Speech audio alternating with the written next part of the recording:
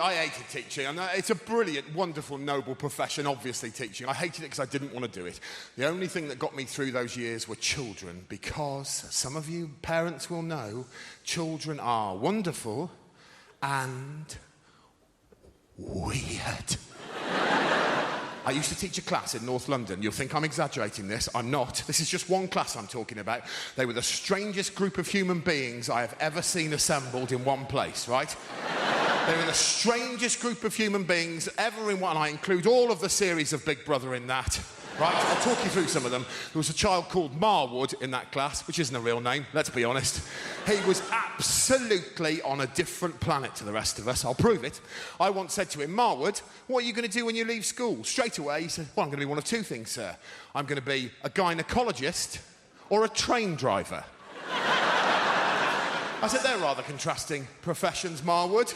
This is only funny if you believe me, he wasn't trying to be funny at this point. He went, yeah, they are, aren't they, sir? I suppose at the end of the day, I just like tunnels. Fortunately, there was a child in that class that made up for all of them. Her name was Karen Powell. She was my favourite student of all time. She was 11 years of age, this big, and had two fascinating characteristics. Number one, her internal compass was buggered, right? So she was 10 minutes late to every single lesson, and the school wasn't that big. 10 minutes late.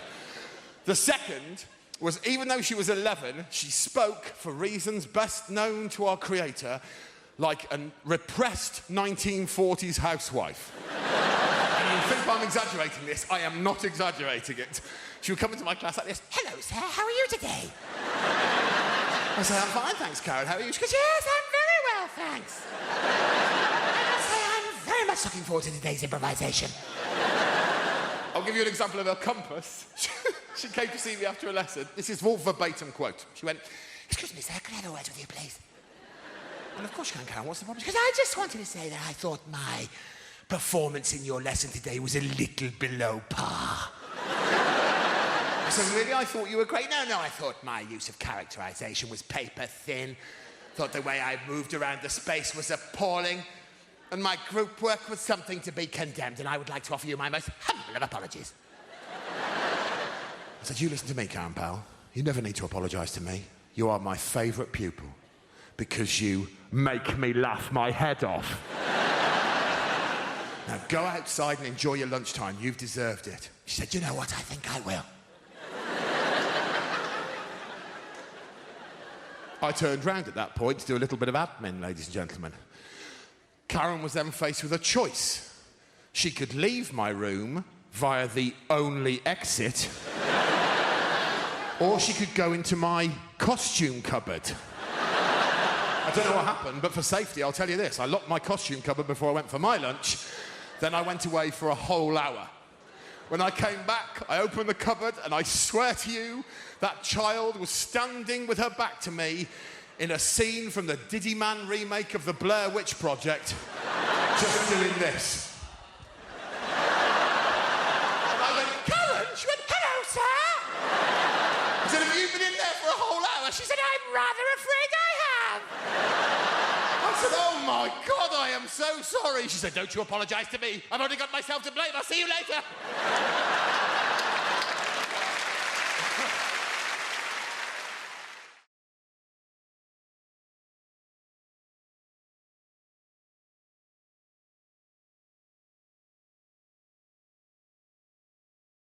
They know their wildlife over there in Australia, unbelievable. They have koala bears over there. They've so many of them, they've actually trained them to work in the cities. And get your guess, right? What job do you think koala bears do in Sydney at the moment? What job are they trained to do? Give me a guess.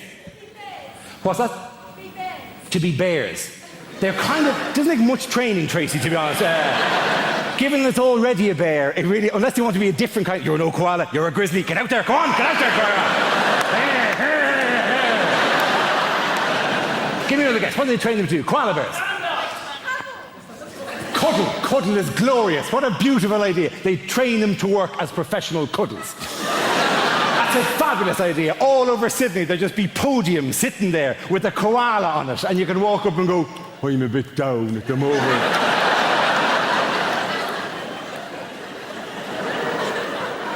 And the koala will go, come here, come here.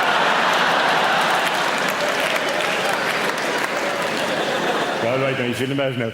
Thanks very much. Brilliant suggestion. Give me one more suggestion. As phone sex operators. They train the koalas to work as phone sex, not actually just as operators, not actually to do the thing, but to go, I'll put you through now.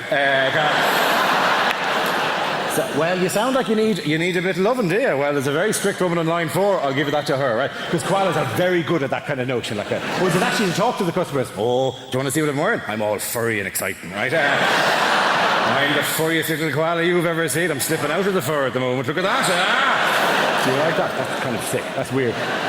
The job they actually train koala bears to do in Sydney is to work as bicycle locks.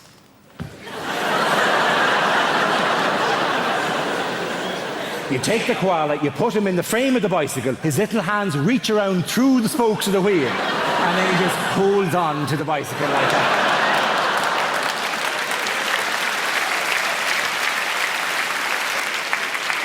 The finest answer I ever received, though, was in a university in Dublin, and I said, what job do they train them to do? And a student there went, is it guides for the blind? And I said, well, surely they'd use dogs for that. And she said, not for walking, for climbing.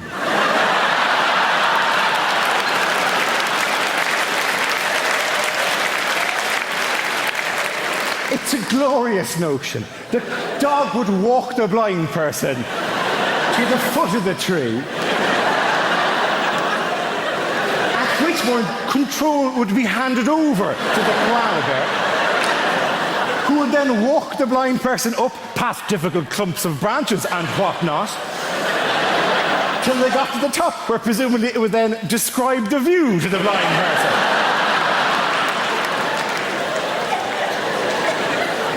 I recently got one of those virtual reality sets into the house, you know, with a mask and the whole... How many of you have done this yet? 1, 2, 7. It's amazing. It's genuinely stunning to me how few people have had a go on this, like whatever. It's genuinely stunning. You put the mask on your head, it's got 2 screens, independent screens, so therefore everywhere you move, it's like perfectly realistic. You put the headphones in, it's like completely immersive. You're in a 360-degree, in all direction, totally artificial world. It's genuinely stunning. I think it's going to change gaming. I think it's going to change movies. It is going to revolutionize burglary. It's just... You break into a house and somebody has that on their face, Jesus, relax, chill out, you've got an hour. They're not going to know you're there. There's no rush, you can choose what you want. I like that, but that'll work well in the hall. It's a different game, right? And the weird thing is, as you saw there, not everyone's having a go at this. This is a genuinely transformative entertainment technology, and not everyone is using VR, right? And one of the quiet reasons that no one's talking about it, the reason that people aren't using VR is because nobody's using it to watch porn. It seems like a weird thing to do, but in the kind of history of nerdy kind of things, porn is surprisingly important for getting new technology accepted. Porn is the reason why Blu-ray beat the other kind of special DVD in their race a few years ago. Porn is the reason that sometimes video streaming software beat other kinds of video streaming software. The stuff that gets used for porn has a place immediately in the market, right? And nobody is using VR for porn, right? And I'm not naive, right? I know that men are visual creatures, but I can kind of see, you know, no man, while actually making love, has ever there been going, oh my God, this is incredible. Oh my God, honey, this is amazing. Oh, I'm almost there. I'm almost there. Let me just have a quick look around the flat. Oh, that's fantastic, Jim. Oh, that's amazing. Jesus, huge. Is that Corner Singer original now, or did you have a couple of days?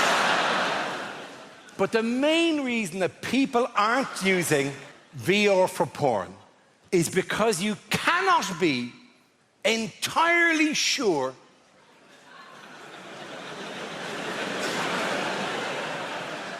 that she's out for the afternoon.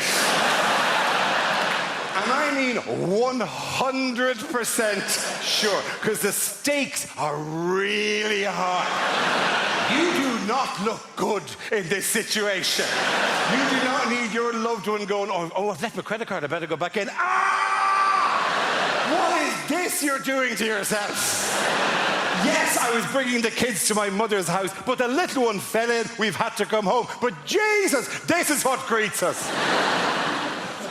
The nightmare The nightmare is you finish the wank of the century, you take off the mask, and there are 3 police officers just staring at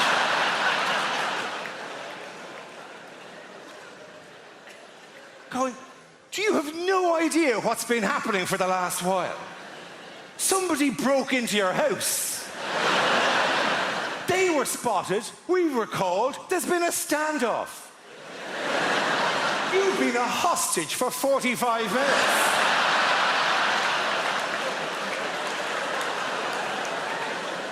We've had to close off your road. Sky News have a helicopter slowly circling overhead.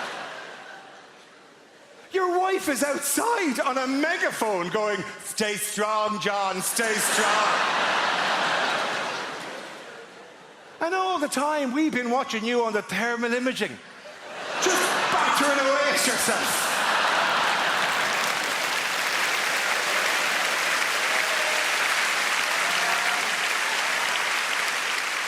You know, when you're in love with somebody, you rarely see them at work. You rarely see them doing the thing that they do and you can't. It's extremely attractive. Go follow your partner someday to work. If they're having an affair, it'll be a hideous conclusion. But just watch them doing the thing. It's really cool because you can't do it, they can. You go, I fucking look, you're fantastic, you're glorious. Particularly when they're saving a life. Jesus, glory. You're there going, oh, you're beautiful, I love you, and you're making me look good right now. Yeah, she's my girlfriend. Look at her, she's Gloria. She's saving her life. Trophy bird, right? I had to be peeled off the doctor the day of the mini stroke.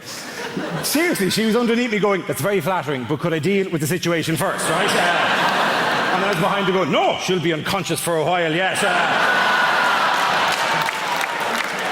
Apologise, she's actually in the room tonight. Sorry about that. Sorry. But it is nothing more attractive than seeing the person. I mean, the doctor here, have you a partner there with you? Have you a boyfriend or a husband with you?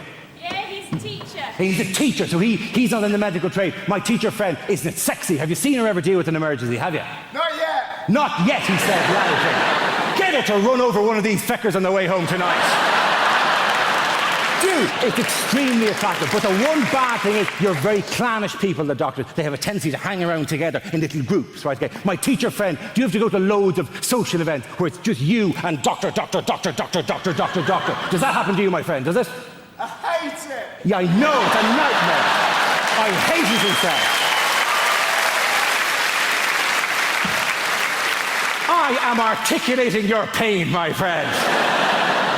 He hates it, ladies and gentlemen, because there's times I've been at dinner parties and it's doctor, and I'm the only feckin' muggles in the room, right? And they don't know half as much as you give them credit for. My friend, if you're ever at another dinner party and it's all doctors, feck with their heads. It's remarkably easy to do. If you're ever out with a load of doctors and they're going, well, today I performed a conductectomy. You just go, yeah, but what are hiccups? Exactly.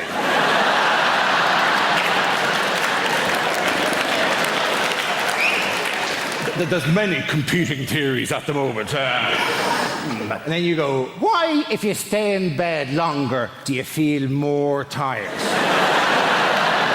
It's not my speciality, that particular field. Does time heal all wounds? Who the fuck invited you to this dinner party anyway? What are the oil of Olay 7 signs of aging?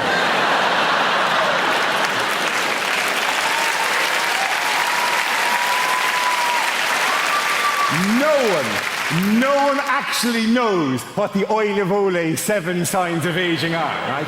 Apparently they start with little lines around the eyes and finish with a woman sitting on a stairs with a bottle of gin going, I gave him the best years of my life! And it takes a feckin' hell of a cream to get rid of that, let me tell you. Doctor, one final question. Doctor at the back there, my surgeon friend, liver and pancreas, answer me this. What are hiccups exactly? Diaphragmatic irritation. A diaphragmatic irritation. Good woman yourself. Very good.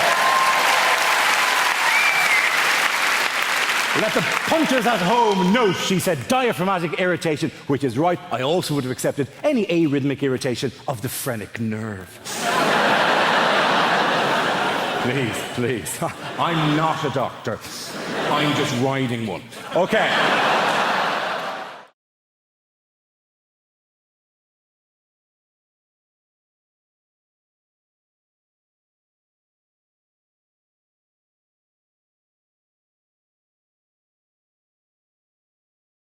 Such an honour to be hosting the Christmas Live at the Apollo, and you sort of think, well, how have I got to this point? I just want to give thanks to diversity quotas. You know, it's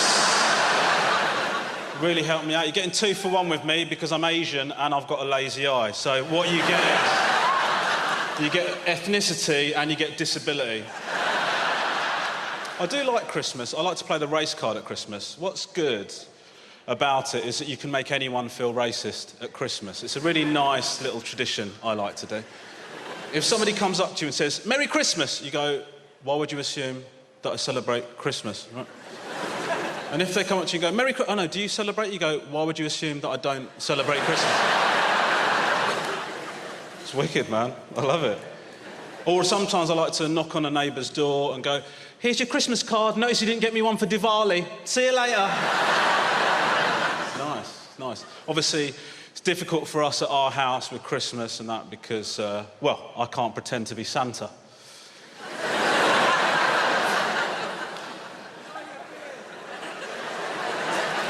It's because of the lazy eye. It just makes it such a nightmare. The kids don't know which one I'm giving the present to. It's just... it's absolutely horrendous. My wife always wants to go away for Christmas, right? Last Christmas, she wanted to do Disneyland Paris. Has anyone been there? Yeah. I liked it. I found it difficult to engage with it fully because it was so expensive. It's very difficult to fully enjoy it when you know how much you've paid to get your family in there. Like, my kids were walking around just like all the visions of Christmassy Disney, and I just had, in my eyes, the invoice. Do you know what I mean? I was just... For me, Disneyland Paris is basically like a 3-day angry walk. Do you know what I mean? Just wandering around, going, "Fuck off, Donald." Do you know what I mean? Just furious, so angry.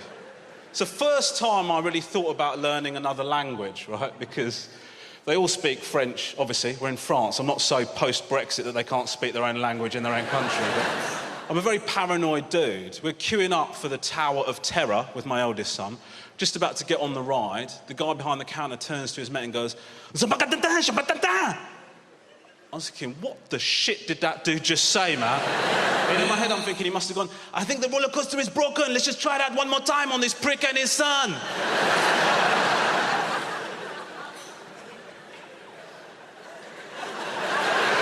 He probably just said, "I fancy a sandwich." I don't know, but I'm very paranoid. The kids were very excited, right? They're excited because how it works is you pay a lot of money to get in so that you can access some shops where you spend some more money, right? That's how it works. The kids are like, "We're going to buy loads of stuff." I said, No, you're not, mate. You're allowed 1 present each, yeah? Because Daddy has been fisted by Mickey here, right? So you get 1 present each, all right? No messing about. The little one... But the thing is, I actually made an extra saving because I've got a 7-year-old, a 5-year-old and a 2-year-old. The 2-year-old doesn't know what's going on, so sack him off. Do you know what I mean? I just gave him a croissant we got free at the hotel. There you go, man.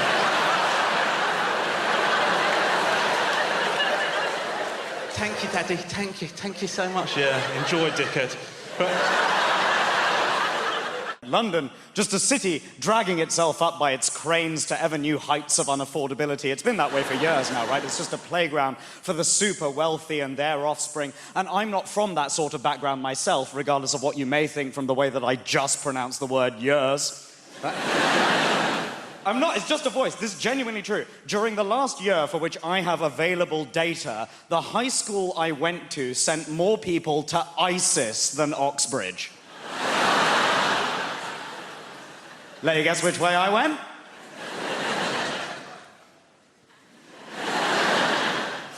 Pleasure to be here. Allahu Akbar. Lock the doors.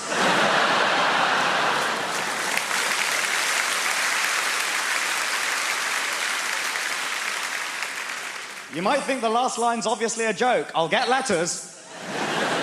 Genuinely. I get strangers anonymously contacting me online insisting that I want to impose Sharia law on the West, which, as the atheist son of Hindu parents, makes me feel ever so naughty. Sharia, moi. And now, look at me. Regular guy on the BBC at Christmas time. Yeah. Although, admittedly, owing to the BBC's diversity regulations, because I'm on the bill, you now have to refer to it as Krishna time. I know, right? O.M. Ganesh. Lots of differences between the generations. My favourite Christmas film is Die Hard. My dad's still waiting for the Hindu remake. Die Hard, get reincarnated, die even harder.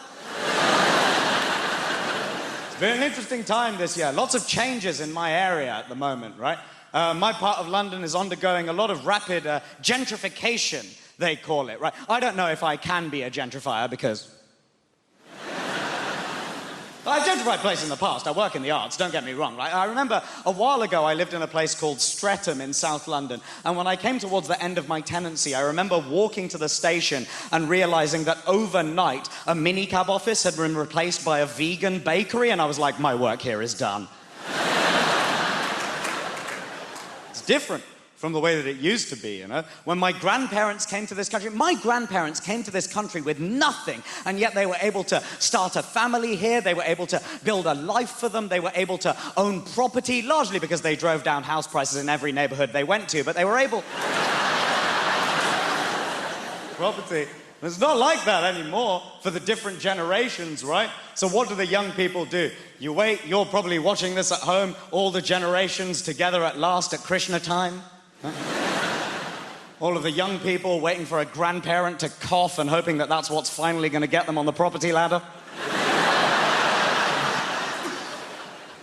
The problem is, as with any kind of inequality, with intergenerational inequality, the deck is stacked and we pretend it's a question of priorities that's made outcomes not identical, right? The number of times that I've heard, oh, you're worried you'll never get on the housing ladder, but you'll spend £3 on one of your fancy coffees, yeah?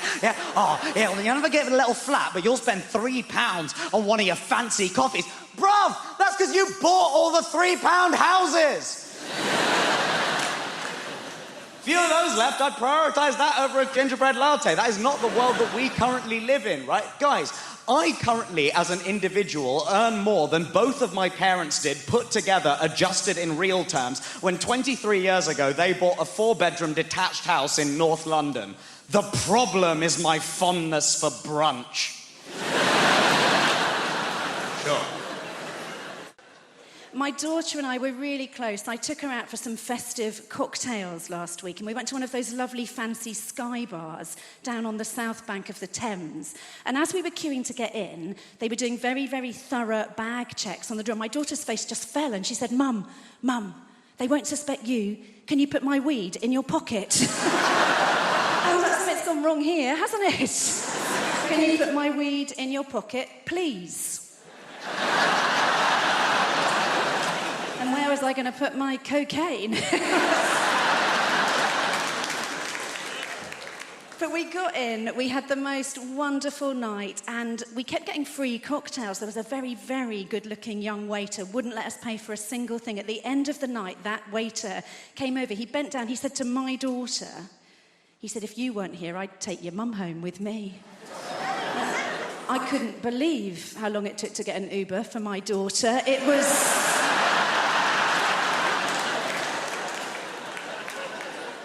So I found this thing online that can best be described as a menopause magnet, right? I don't mean George Clooney. This is literally a magnetic device to help a woman through the menopause. This thing arrived in the post. It said it would help me with my mood swings and my hot flushes. And what you do is, I know this sounds weird, sir, right? But what you do is, you put a magnet on the front of your knickers, you put a metal disc on the inside of your knickers. It keeps the magnet securely and discreetly in place. And that bit works so beautifully. But what they don't tell you on the menopause magnet packaging is when it is tucked neatly and very discreetly in your pants, distinct possibility you will find yourself metallically attached to the self-checkout in Waitrose. The unexpected item in the bagging area. I just rang it through as a butternut squash and I pissed off. I felt so stupid. The week before, I'd spent a whole 10 minutes attached to my tumble dryer. I mean, it was a very nice 10 minutes if I'm... It took me so long to decorate the tree this year. All the baubles kept getting stuck in my pubic triangle. I've still got at least one novelty Santa down there. But no, they're really powerful magnets. Honestly, Snow, if you've got any metal fillings, I'd shimmy back a bit and shut your mouth. A pandemic was no place for a menopausal woman, right? Do you remember when they were taking your temperatures everywhere before you could get in? We were only ever one hot flush away from getting fully cancelled. It was... I remember the last time it happened so clearly. I was out with a friend, we were trying to just get a pizza, and they were taking temperatures on the door, and the guy took mine, and he looked at me, he said, "There's a problem." And I said, "What do you mean there's a problem?" He said, "I'm really sorry, there is a problem." And I said, "Am I a little bit overheated?" That's funny, because I'm a 50-year-old woman. I've just spent an hour and a quarter on the Northern Line wearing a mask, and I raised 2 children single-handedly. I gave birth to them with no pain relief while their dad complained his back was hurting, and I hadn't had a good night's sleep in about 2 years because of my anxiety, my irrational crying, and my vaginal dryness. I don't know what my body's doing. It should send the tears down there. That's where I really need them. And I am attached to your fire extinguisher by my pants.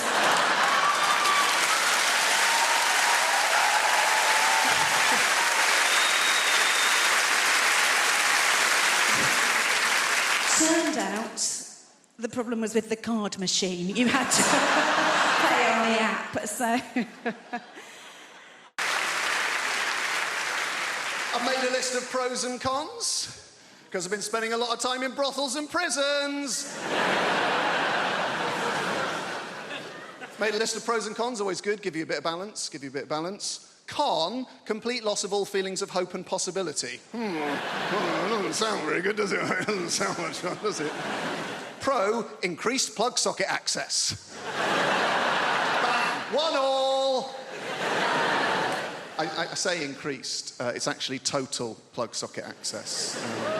I've got 32 plug sockets in my house. Each and every one of them is now under my sole domain. Con, all experiences that formed the basis of my happiness and sense of self-worth are now destroyed by grief. Downer. A bit of a downer, isn't it? Pro, less recycling. I can fit it all in the green box now. It's remarkable when you take into account just how much I'm drinking. Oh, John, you're meant to heat mulled wine. All right, Your Highness, hand me the bottle and leave. Con, I'm gonna lose me house. Bit of fun. Pro, 25% off council tax. I was on that like a ferret. Dialing as the door slammed. And that's us fresh out of cons. The rest are just pros, guys. Yeah. Increased freezer space, all 4 drawers. Cheaper gas and electric. Reduced wear and tear on fixtures and fittings. And when I say reduced, I don't mean by half, because I was only ever responsible for about 10% of scuffs and spills. So we're looking at a net reduction of 90% in real terms. This is my favourite one. Ultimate control over where the iPhone charger cable is and why it is there. There was a time it would take hours to answer the questions, where is the iPhone charger cable and why is it there? Not anymore. Plugged in next to the bed, most convenient place to have it. Simple. Is it unplugged in the bathroom? No, it's not. It'd be a ludicrous place to keep it. There's no plug socket in the bathroom.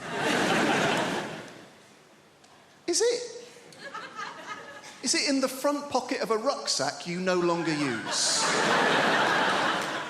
That'll be the last place you look. That'll be very frustrating. Is it plugged in on a train we have alighted from? No. It's plugged in next to the bed because that's the most convenient place to have it. When we first moved to our area, it was a bit shit, right? But it's got nice. It's got a little bit nicer. It's very slightly gentrified. So now everyone that owns their property, they go on Rightmove every day for a little wank. Like, ooh, let's have a little look at what our house is worth. Let's think of somewhere cheaper and put it in and see what we can get for it. Put in somewhere shit, somewhere, I don't know, somewhere up north. Put that in. And then you're like, fucking hell, we could own Hull. Disgusting. It's very vulgar. So, I've never lived anywhere nice before. It's been quite interesting watching it sort of change a little bit. Like, first off, there's little signs that you notice when a change is on the horizon. Like, first off, it's the availability of sourdough. Change a-coming.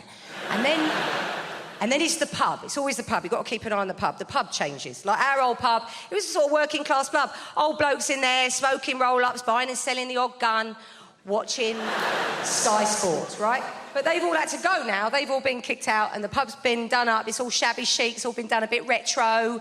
And now, you know, there's like pictures on the wall, old Polaroid photographs of working class blokes smoking roll-ups, buying and selling guns, watching Sky Sports. And you can eat there. You can get food in the pub now. You can get a rustic frittata on a distressed camping plate. Or like pizza off a bin lid. It's great. Tapas off a plank. Because gentrified people like to eat food from bits of shit in a shed, bits of crap, bits sticking around in a garage. I've had soup out of a bedpan. Nice. I like it. You have to get a tetanus after you've had a meal, but it's nice. And parenting at Christmas time, I worry about my parenting. I don't know if I'm that good at it. I get into rows. I row with my kids. You shouldn't row with kids, should you? It's really frowned at. I said to my friend, I row with my kids. And she said, what do you mean you row with them? You mean you, like, tell them off? I said, no, because that would suggest status, wouldn't it? That would imply I've got some power in our relationship. But I don't seem to have any power. We're in the supermarket recently, getting all the shopping in. I'm quite harassed. I've got other things I need to be doing. One of them's like, no, we don't like pasta shells. We only like pasta bows. I'm like, it's the same. It's the same thing. All of the pastas are the same. The pipes and the bows and the shells and the twists. What are you looking at? I said, you don't give a toss about shape when it's chocolate, do you? No, it's not good. No, because there's no glory in winning a row with a child. Like, if you win a row with your mate, you then tell your other mate, don't you? And then you're like, and then I said, right? And then I said, you don't give a shit about shape when it's chocolate, do ya? And I said it to her face. It's like, oh, well done with your 6-year-old kid. Well done, Kel. And my son loves to play Snap. He loves to play Dinosaur Snap. And he hates to lose, because kids do, don't they? Kids hate losing games. You won't meet a kid that loses a game that's like, no, it's fine, best of 5, let's just go again.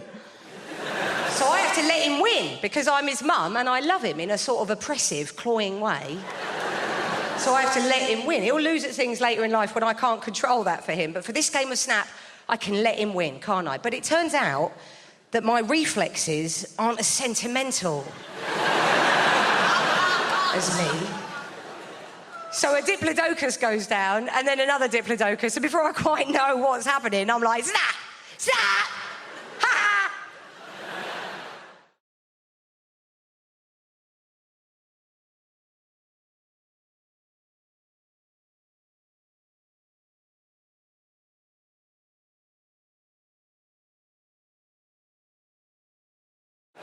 Now, one question that I get asked all the time, so don't text me with this, is if you could take a pill that would make you thin, would you take it? Of course I bleeding well would. I would like to take a pill that made me 6 stone. Then I could eat my way back up to 10. What a bloody brilliant weekend that'd be, wouldn't it? You see, I think there's 2 types of people in the world, right? And it's all to do with how they eat biscuits, right? Because the first type of person makes a cup of tea, gets a plate out,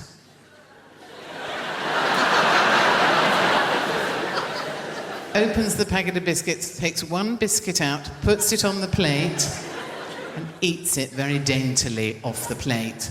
Folds the packet back up, bit of sellotape over the top to keep it fresh for next month. Now, those sort of people should be executed, shouldn't they? Because the rest of us get a packet out, eat the whole fucking lot without taking the cover off, do we, really? And consequently end up looking like me. Because I've always had a weight problem. You know, when I was a teenager, I remember going to see the careers mistress, and she said, "What do you want to do?" I said, "Well, I'd like to be a nurse or get married." She went, "Better be a nurse, then."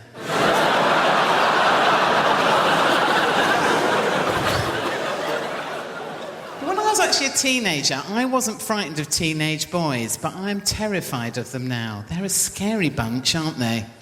And you know, I actually have teenage nephews, and one of them always has a sign on his door saying, "Keep out," like you're going in there without a flamethrower. Lend me my crampons, dear. I'm just popping in to tackle Tissue Mountain.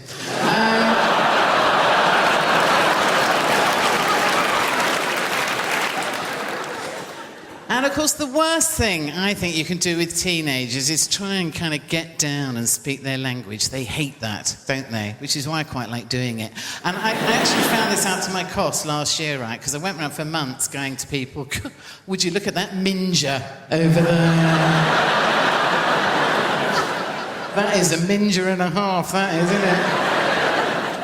And I found out that this was actually wrong. To my cost, outside my local parks, there were two teenage boys. I went, "Lads, look at that minja.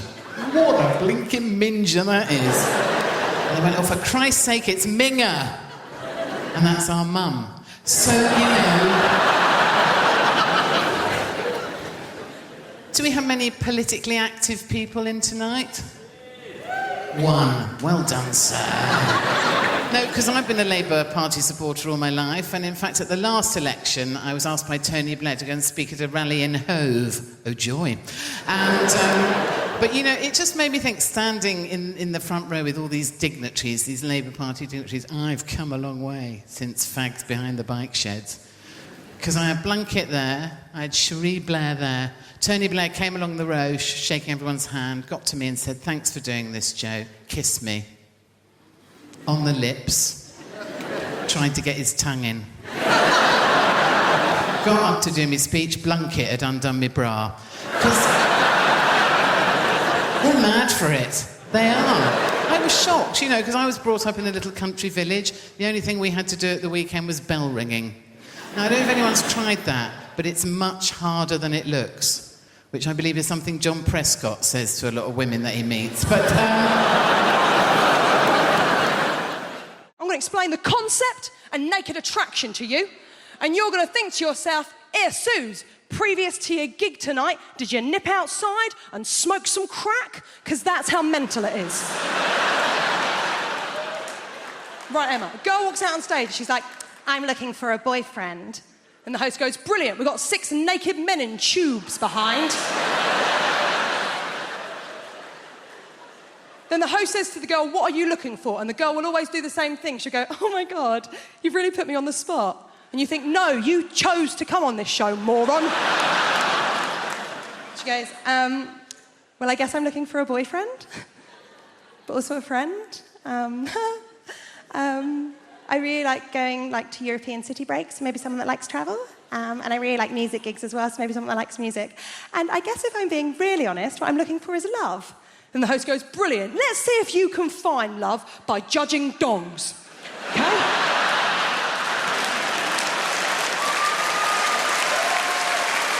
6 naked men in tubes. Okay? Now, Emma, there's a screen in front of all of them. Every round, the screen goes up a little bit more to show a little bit more of the naked body. Every round, one man gets eliminated until the end. She's got a couple of nudie fellas to choose from. Okay? Now, Emma, first round, screen just goes up to the knees. There's always one bloke who's got really rough feet. Really rough. Like he was an extra in The Hobbit. And he just never took the feet off afterwards, right? Now, she clearly looked at them feet and thought, "Well, them trotters ain't coming home with me," right? And you think, well, that's the end for him. Not the end. They don't shoot him. You think it's the end of the show for him, but it's not. it's not the end of the show, because he then has the indignity of the screen going the whole way up, so you see his penis and his face. Then he has the most awkward moment in television where he steps out of his tube, walks over to her and gives her the most uncomfortable hug you have ever seen. Well, you can tell all he is thinking is, don't touch the lady with your dick. Whatever you do, don't touch the stranger with your dick. And then his sad little ass walks off stage. Now,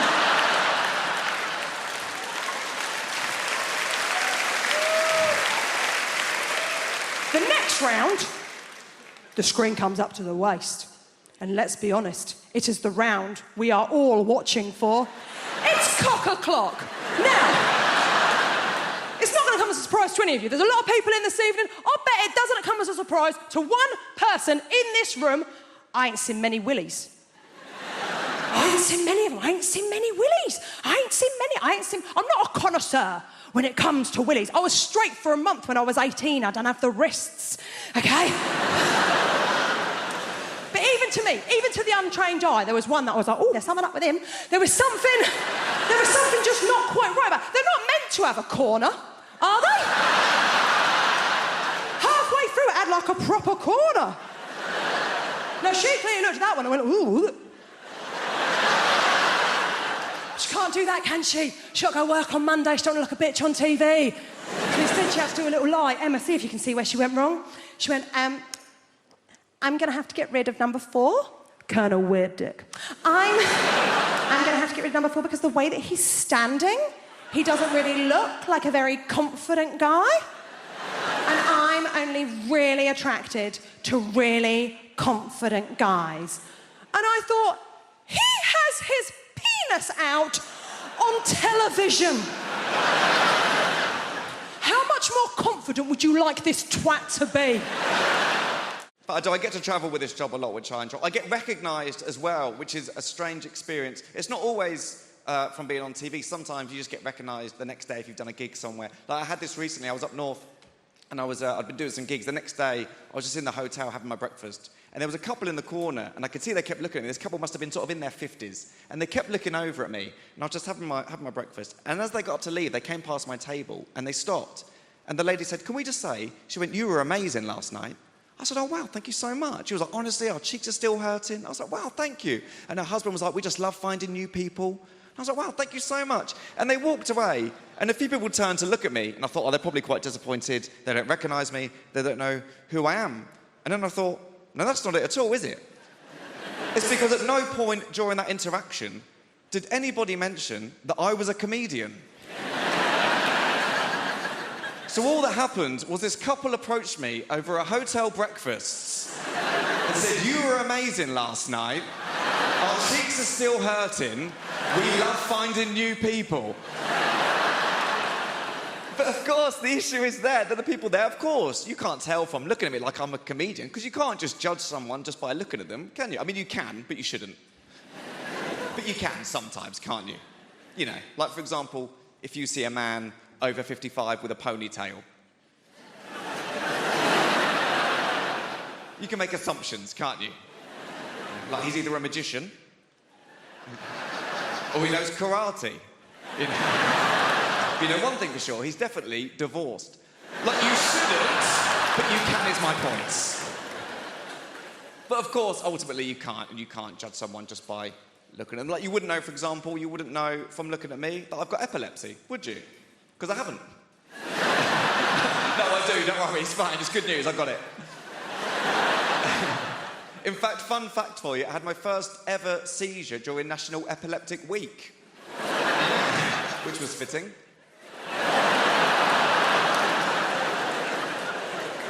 I'll tell you about the first seizure I ever had. Is that okay to do? Is that all right? Thank you. I know sometimes people get a bit funny if people start talking about health conditions. I know some people don't like to talk about their own health conditions. Like, I've got a friend called Paul. He's got psoriasis. Doesn't like to talk about it at all. And I'd rather just sweep under the carpet. So people are different. Some big fans of psoriasis stuff down here. There's more if you want it. Just scratching the surface. But no, we'll move on. It's one condition at a time. Yeah. Sorry. The first seizure I ever had, it was my first year at university. I was in Topshop trying on a pair of jeans in Topshop. I had no idea that I had epilepsy. I just went in there to try on these jeans, fell to the floor, I had a seizure. I woke up, still in Topshop. I had no idea what was going on. I just woke up. There was this bright light and 3 women looking over me. I thought I was in heaven. And then one of them just went, "Excuse me." She went, "Do you know what day it is?" No, I didn't know that was a thing. And I remember just thinking, can you not ask someone else?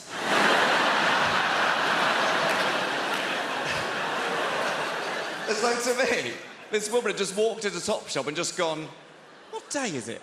Oh, that's that guy there on the floor. The one who's bleeding from the mouth and appears to have wet himself in a pair of jeans that he'll be forced to pay for. Which is unacceptable. I was glad when they went under. And I got mugged once, and I don't know if you've ever been mugged and fought back. I didn't, right? It was so scary. I was in Brighton. This bloke pushed me against the wall and went, "Give us all your money." I ain't got any money. I genuinely called for my mum. How pathetic's that? Mum, as if my mum's going, "Oh, Russell's in trouble." I don't know what that is. Apparently my mum's a meerkat all of a sudden. Right. I went and I told my little brother about getting mugged. Did he care? No. It was sort of what happened, Russ? A little bit of wee come out. He got really angry. "What'd you do that for?" Like I'd done it on purpose. I'm not a toad. Didn't try and ward him off with my venomous piss. I didn't think you're under attack. Secrete, toad boy. Show him your powers. I've wet my pants. He offered me advice, genuinely. "Well, you know you're a weed brush. Just use your brain. Next time, bamboozle the mugger." That was his genuine advice. But how'd you bamboozle anybody? Someone, "Give us all your money." Well, you say that, but what, my friend, is the opposite to opposite? Consider yourself bamboozled. Who's next? "You like my credit card details? What colour does a Smurf go when we choke it?" You know my name. They call me the bamboozler. Ridiculous. The worst superhero in the world. If I was going to have any superpower, I'd like the ability to make somebody orgasm just by touching them once. Not for sexual purposes. That would be amazing in a fight. Kill him!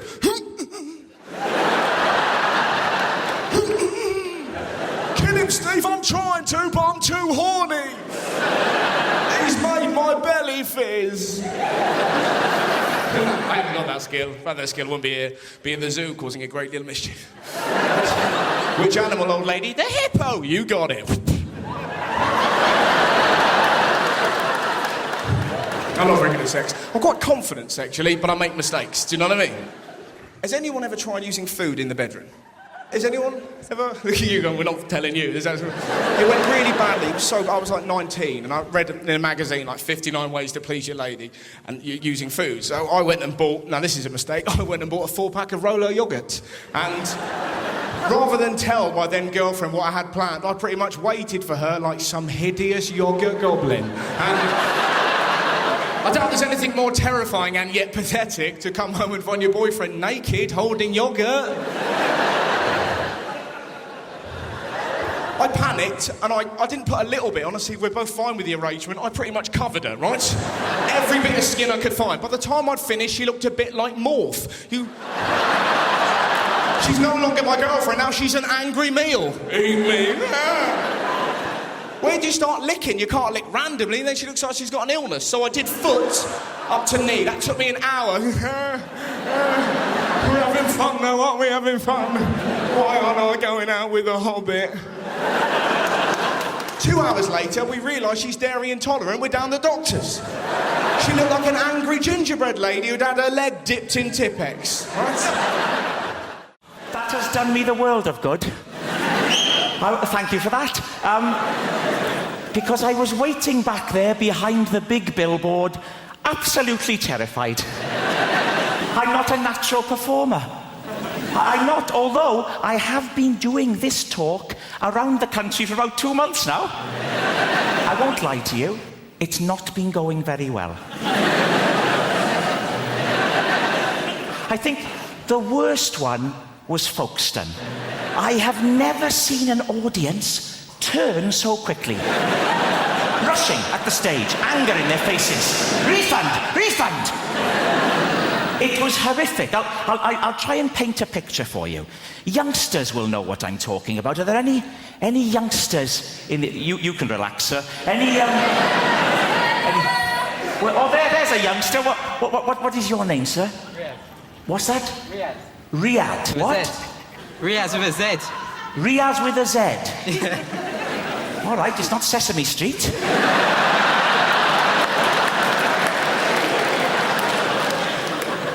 Riaz, how old are you? 18. 18? Shouldn't you be wearing a hooded top? Get out of my shopping centre! Riaz. Don't laugh at Riaz, please. You'll know what I mean, Riaz, when I talk about stage diving. Are you familiar? You won't know what I'm talking about, sir, but this is when a rock star, like a Kurt Cobain or a Duncan from Blue, they run and they leap. And you're right to be afraid. You're right to be afraid. They leap onto the audience, Riaz. It's terrifying. The audience grab hold of them and manhandle them. Turning them around like that, all over the place. Terrifying. Now, what happened at Folkestone was almost a complete reversal of that. with people just rushing at the stage. It was appalling. But I don't think we're going to have a repeat of that tonight. I don't. Because I'm already getting a lot of warmth from you. I am. To quote the great Darius Danesh, there's a lot of love in the room. There is. And a wide range. We've got Riaz with a Z. No one can take that away from you, Riaz. I wouldn't try to. You'd whip out your hooded top and you'd happy slap me into submission.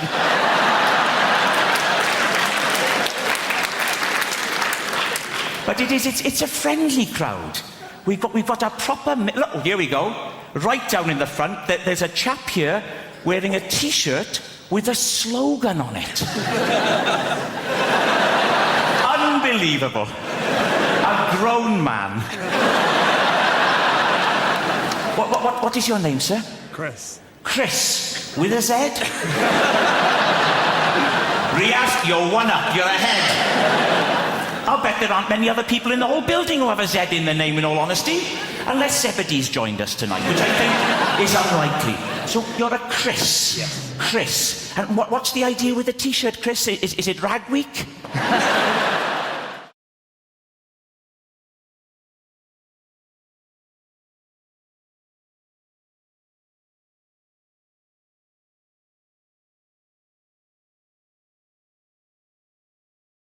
I have a theory that masturbation is a kind of summoning spell for your own rational mind.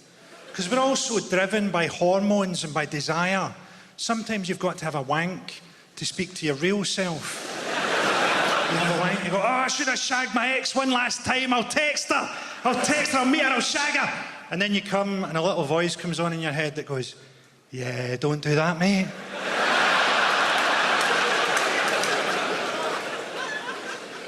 You've got to be careful with jokes, haven't you? Because not everybody's got a sense of humour. I can remember when I first realised not everybody's got a sense of humour. I was 13, I was at school and we were doing a class on stereotypes. The teacher was a really good guy. He's just talking about how stupid stereotypes are. And he was talking about a stereotype that day that's so old-fashioned and so Scottish that you definitely won't have heard it.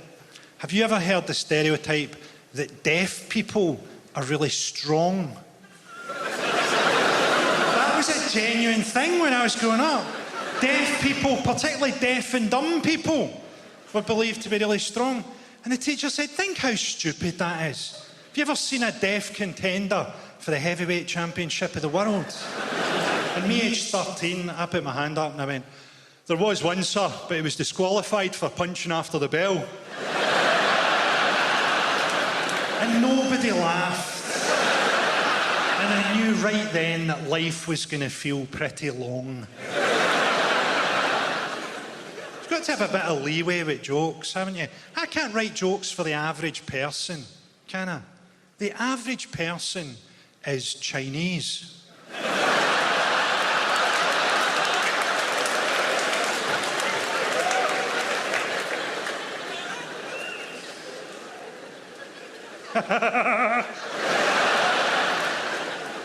So I'm from Glasgow, a city where people think that hepatitis B is a fucking vitamin.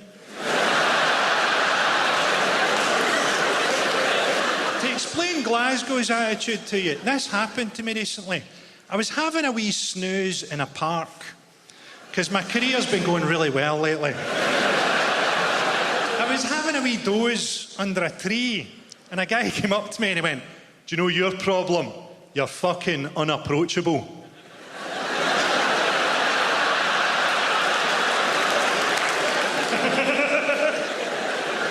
Glasgow's like an entirely negative city. I went to a coffee shop one time. 2 middle-aged women sat across from me, and they started to moan as they sat down about how long they thought the coffee was going to take. So nothing had happened, and they were both angry. And the coffee turned up, and the first one takes a sip and goes, "That's not very good, is it?" And the second one takes a sip of hers and goes, "I don't even like coffee." I think English people don't really understand Scottish attitudes. You think that we all just want to see the English football team get beaten. But actually, a lot of us would much rather see the team plane crash into an oil refinery. I enjoyed reading about Sam Allardyce. I didn't realise English football had a corruption problem. I thought the only problems in English football were racism, sexism, homophobia, match-fixing, gambling, sexual assaults and the failure to perform at major tournaments.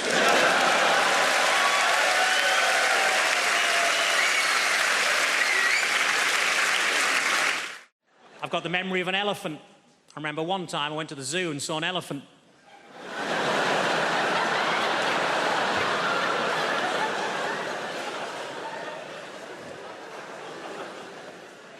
I was disappointed to find that Dunkirk wasn't actually a biography of William Shatner.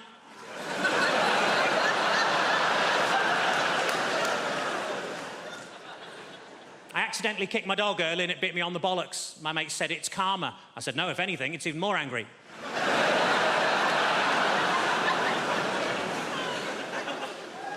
I tell you what always catches my eye, short people with umbrellas.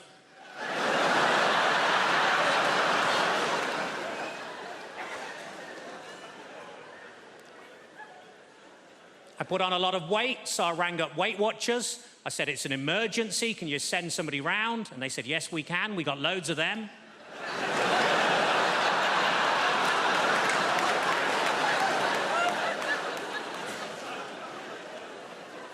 I was actually thrown out of Weight Watchers for making sarcastic comments at the weekly weigh-in. As you can imagine, I accepted the decision with huge grace, because they threw her out as well.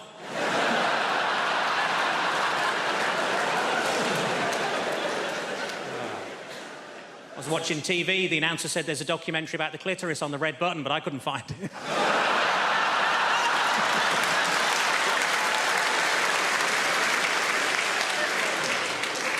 I was in a fancy lingerie shop. I said, are these knickers satin? He said, no, they're new.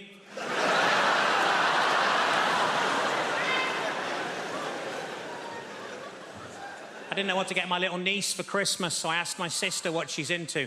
Apparently, at the moment, she's mad about frozen stuff, so I got her some oven chips and peas. It's been a tough week. I got myself a memory foam mattress, and now it's trying to blackmail me.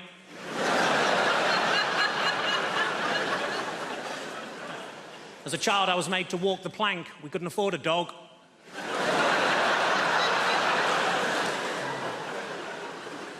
I went on a positive thinking course. It was shit. You would be. And it was half empty. The area in a Nando's between the front and back door is called the peri-perineum.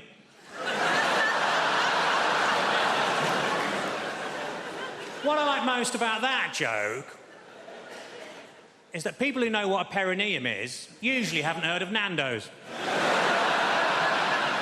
Ironically, there's only a very small overlap between the two. The doctor told me to lose some weight. I said, how? He said, don't eat anything fatty. I said, what, pies, chips, that sort of thing? He said, no, just don't eat anything fatty.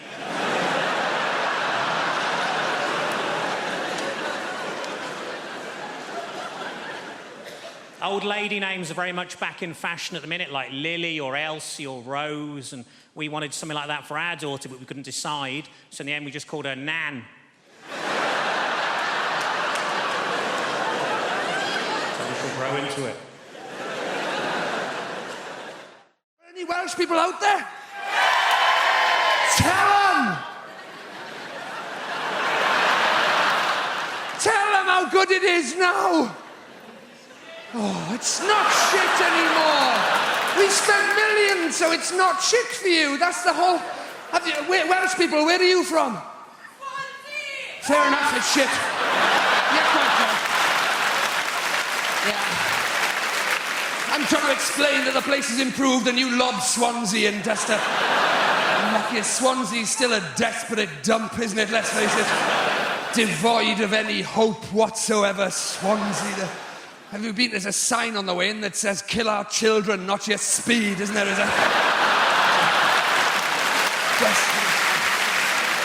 I'm talking about places like Cardiff and the places that have... Yes!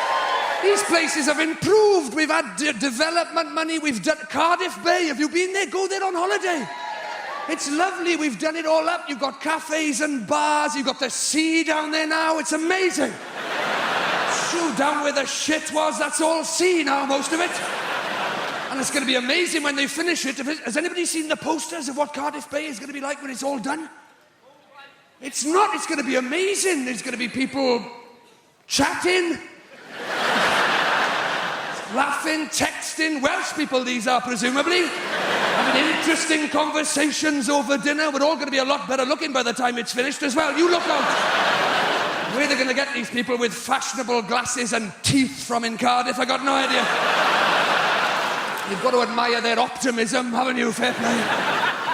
Talking of optimism, you've got Cardiff Bay. I was there not long ago. Some of these restaurants, some of them have got tables outside. Al fresco dining in Cardiff. They're having a laugh on me. I tried to have a Twix at a bus stop in Wales a few years ago. It was too wet to eat, to be honest with you. Everybody's pretending it's Madrid. Come on, we'll sit outside. Your soup bowl's filling up faster than you can eat it, for Christ's sake. Stop raining!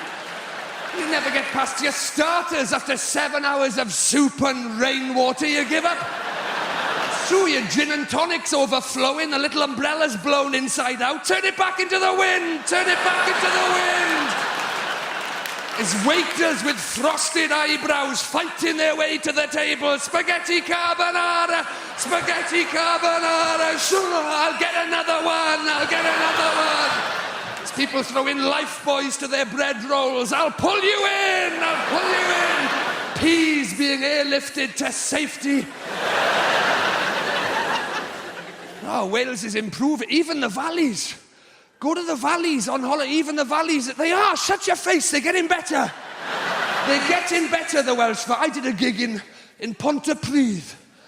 Yeah, in the Welsh valleys. Were you there at the gig I did when there was a piece of sun-dried tomato on the stage? Not bullshit. In a real piece of sun-dried tomato. We couldn't even do the gig. Everybody was just staring at it. I couldn't get them back. Couldn't get their attention. That's not local to your area, is it? The sun-dried tomato. Hey, there was a pile-up in the valleys a few years ago because somebody mentioned satsumas. Did you read about that? Somebody's trod in that, haven't they? That's what's happened. Do you live here now, madam? Do you live here?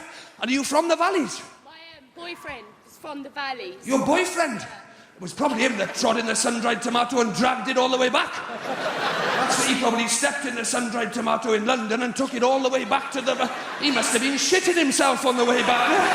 They'll kill you for that in Pontypridd, won't they? Get it off me! They're gonna kill me! They're gonna kill me! Ditch the shoe! Ditch the shoe! I get shocked about what I get annoyed by. I get really annoyed by pizza leaflets. Everyone here in London, you get pizza leaflets through your door. I get 8 a day, sometimes more.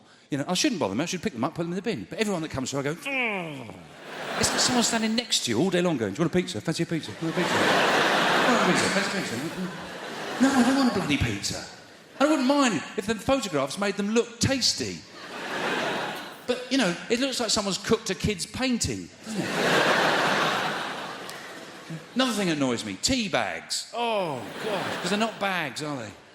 You can't put anything in them, you can't take anything out. That's the minimum you expect from a bag, isn't it? If someone said to you, can you hold my bag? And you couldn't put anything in it, you couldn't take anything out. It hasn't got handles, don't have handles, do they? You go, it's not a bag, it's a cushion. Should be called tea, sealed yet perforated paper cage. Suppose they can't fit that on the box, can they? I'd meet them halfway. Herbal prison of permeable mesh. I'm a reasonable guy. Another thing drives me mental, the self-checkouts at supermarkets. Oh, God. I come away from there. I don't not feel like a man. I don't even feel like a mammal. I feel like an amoeba when I come out of that place. Because nothing swipes, does it? I'm swiping, nothing swipes. OK, I won't have carrots this week. I can live without butter. The other day I was begging it to let me have a chicken. No, just have a chicken. Just a chicken. I was rubbing it, banging it, swiping it. I'm going to leave the money here and I'm going, OK? You do your worst. Oh, I hate coming out of that place. Yeah? I walk up there with 2 bags of shopping. I come away with a can of Coke and an apple. For some weird reason, the apple swiped. It hasn't got a sticker on it. It worries me. I get annoyed by the most... You know what really annoys me? Wrong numbers. People dial me up with the wrong number. But I don't get angry. What I do, and you should do this, it's great fun, I don't let on it's a wrong number. It's great fun. So someone rings up, hello. They say, is Mandy there? Mandy? Oh, yeah, just hold on a sec.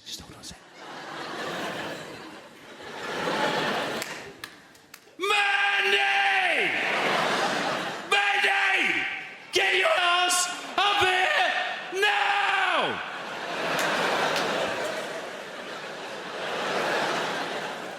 She's just coming, OK? Give me a sec. I don't know who it is. Some wanker! What have I told you? Don't wear your shoes in the house. Oh, put the special slippers on. She's just changing her shoes. We're here to talk about relationships. Let's crack straight on with the first slide. Making... Don't laugh at that. That's not meant to be funny, please. Let's not have another Folkestone on our hands, please. Making divorce work. Now, given that it is a rocky ride, an emotional roller coaster, I start off with a joke, ladies and gentlemen, just to loosen us up. Here it is.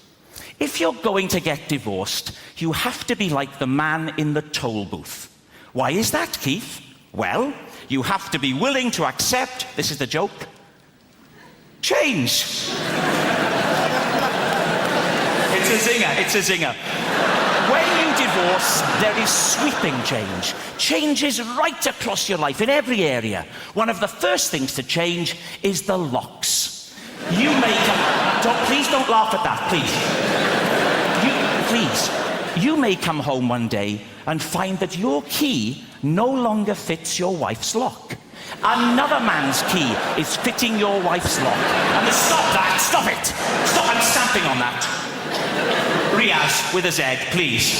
Stop it. It's not that sort of a show. Well, I mean, it's not a show, is it? It's a talk. But it's not smutty. So you may come home and find that your key no longer fits the lock. Good. Yes, it can. And it can be very difficult to tell why a relationship is going to go wrong. Why is that? Well, I think it's because at the beginning of any relationship, when two people get together, there's always a sense of what? Hammersmith, at the beginning of a relationship, a sense of... Pardon? Worry. No. Anyone else? At the beginning of a relationship, a sense of... Foreboding. Foreboding is the wrong answer. Lust. No. Uncertainty. There's always a sense of uncertainty. A feeling of will they, won't they? And there's no way of... Please, Hammersmith, take it seriously. We're talking about emotions. A sense of will they, won't they? And there's no... Hammersmith, I will walk off the stage, please. There's no way of predicting when a couple get together whether or not the relationship will work. Will it last a long time? No. Not a chance in hell. Will they stick together? No. Will the marriage endure? Yes. Lee and Leslie. Now, Lee and Leslie are a lesson to us all. They've made a marriage work. So why is it then that when they can make a marriage work, so many others can't? Paul Simon said, there are 50 ways to leave your lover. 1.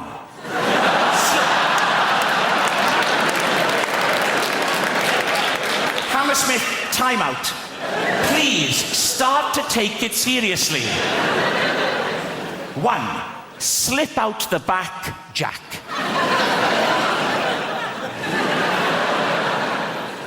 2. Make a new plan, Stan. And 48 others. Well, I have developed a new hobby. Some of you probably already do this. I've started listening into people's conversations on the bus and the train. It's quite entertaining. And I was listening not long ago to 2 old ladies, and they were talking about what they would do if they were men for a day. And I thought, this is going to be brilliant, because pensioners are, by definition, bonkers. But I went out to lunch with a couple of my friends, and I thought, well, I'll ask them the same question. So my first friend, I said, what would you do if you were a man for a day? And without even thinking, she just went, I'd have a wank. Sounded like she needed to. She sounded awfully tense. But these old ladies, different generation to me and my friends, in their 80s, and one of them just said, Edith, what would you do if you're a man for a day? The other one said, knowing my luck, I'd get a Tuesday. And what can you do on a Tuesday?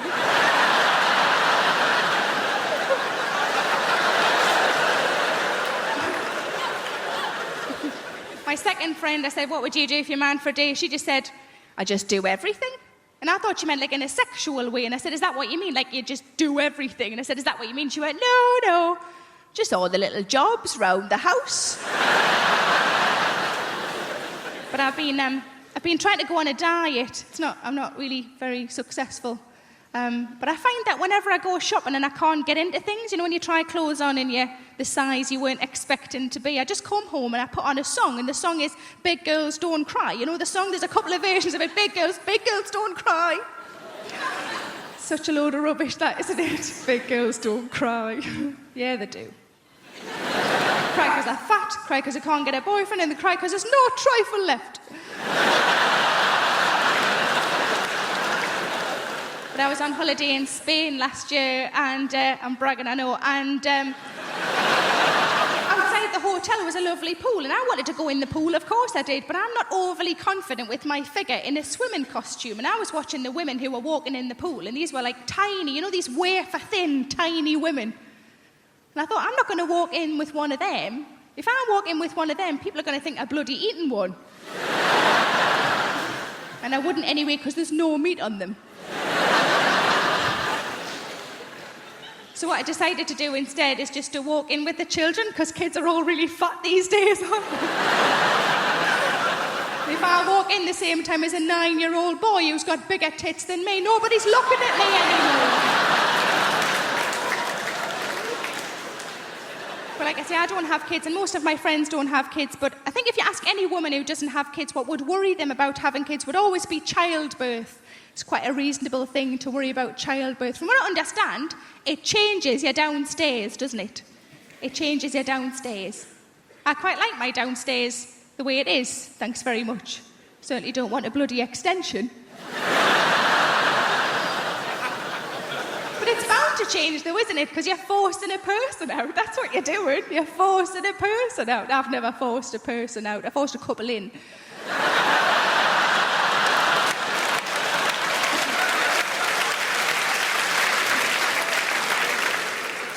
With a shoehorn.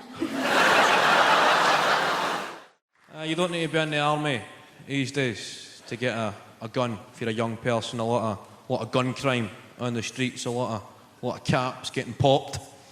I don't really know the solutions. I just know the problems. It used to be in the UK at 14 years old you could legally be in possession of an air rifle, which is not a proper gun, it's still SWAT, right? But that get moved to 17 years old, because you know 17-year-olds they're dead responsible. If somebody was pointing a gun at you, you'd be going, that's fine, he looks about 17. You know, that's what he's done. 17 years old to be in possession of a firearm, but you've got to be 18 before you can be in possession of fireworks. 17, you can shoot somebody dead, but you've got to wait a year before you can frighten the shite out of a cat.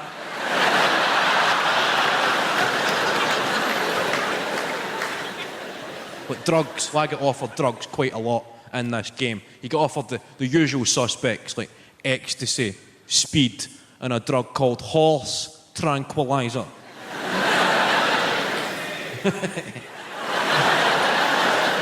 You shouting yay or nay? There.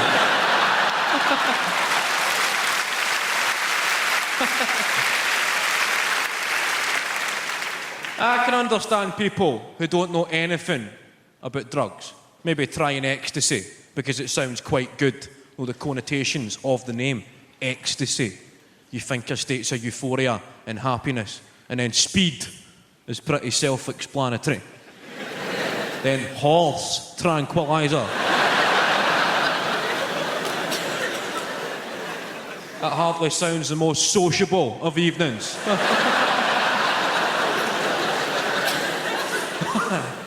The fact I've replaced the original name with the effect it has on a horse.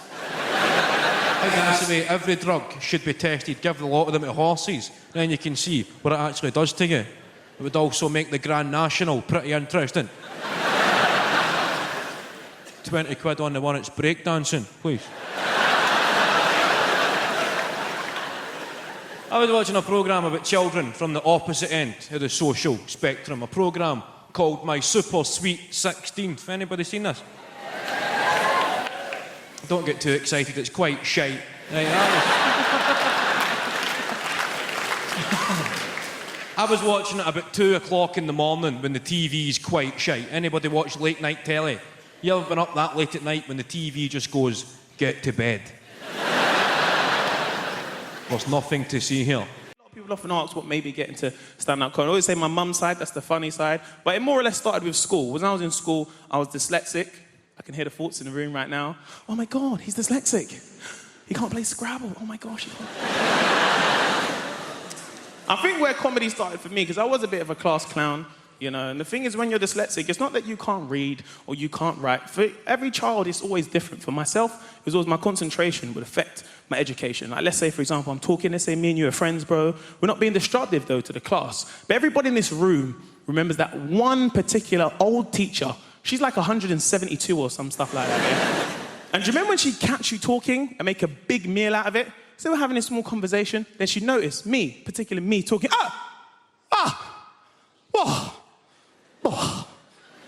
ghastly. We've got a conversation over here. Yes, children, we've got a conversation over here. No, stand up. No, you can stand up. Do you remember someone would try and defend it for you? Actually, do you remember what you actually say to her as a reply? But miss, I'm not even doing anything. Do you remember when teachers just lost it for a little bit? That's right, you're doing nothing. Now stand up. Someone would try and defend it for you in your honour, in your class. Now, miss, you know what? Man wasn't even talking, you know. I was sitting right there. I threatened. I feel like you're segregating him because he's dyslexic. Why are you doing this, miss? Do you remember when your teacher just didn't care anymore? She's been there so long, she didn't care. Do you remember your teacher's like, What? You can fuck off! Do you remember when the first time your teacher swore? Do you remember that kid? He couldn't believe it. What, you're swearing at me? No, I don't care. I'm telling my mum. What do you mean about me? I don't care about. I'm going to tell Ofsted. What do you mean, me, yeah? Tell the whole me. This teacher didn't care. And you, stand up. So I stood in front of the whole class. You know, I was in a science lesson. So one teacher said to me, so Mr. Mo, Mr. Mo, being as you like to talk. No, because you like to talk. You ever see when teachers get so passive-aggressive, they laugh, but nothing's funny? Mr. Mo, no, you like to talk. You think it's MSN or something like this, don't you? Yes.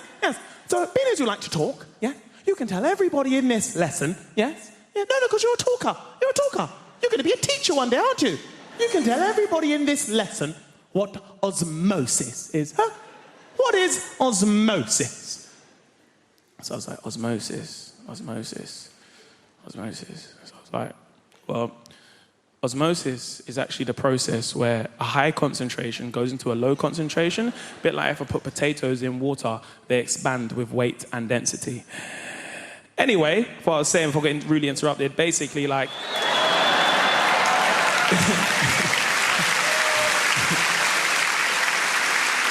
This old teacher lost her mind. Do you remember the teacher got so angry they start shaking, but they shake so much their turkey neck would shake at the same time? Do you remember that teacher? How dare you, in my lesson, on the day of the Sabbath? The Sabbath? It's Orange Wednesdays. What's this Sabbath thing about? What's that? How can I get involved with that stuff? Do you know what? Get out right now. You can get out right now. So I never forget, I'm walking outside the lesson, spudding some of the guys in the way. Don't know. Oh, do you know what? I've had enough of being treated like this. I've had enough of this, because right now, I'm in year 11. Soon I'm going to leave. I'll be in college, earning some real money, making some EMA. I've had enough of being treated like this. Yeah. And I said to my teacher, I said, you know what, miss? I'd actually be learning if you was doing your job, which should be teaching. The whole class simultaneously went, oh my days. But I've got Sky TV now, which is excellent. You can pause live TV, just pause it. The people at home now can just pause it, and it's a perfect pause. Not the old sort of 1980s VHS pause. That was a very different story, wasn't it?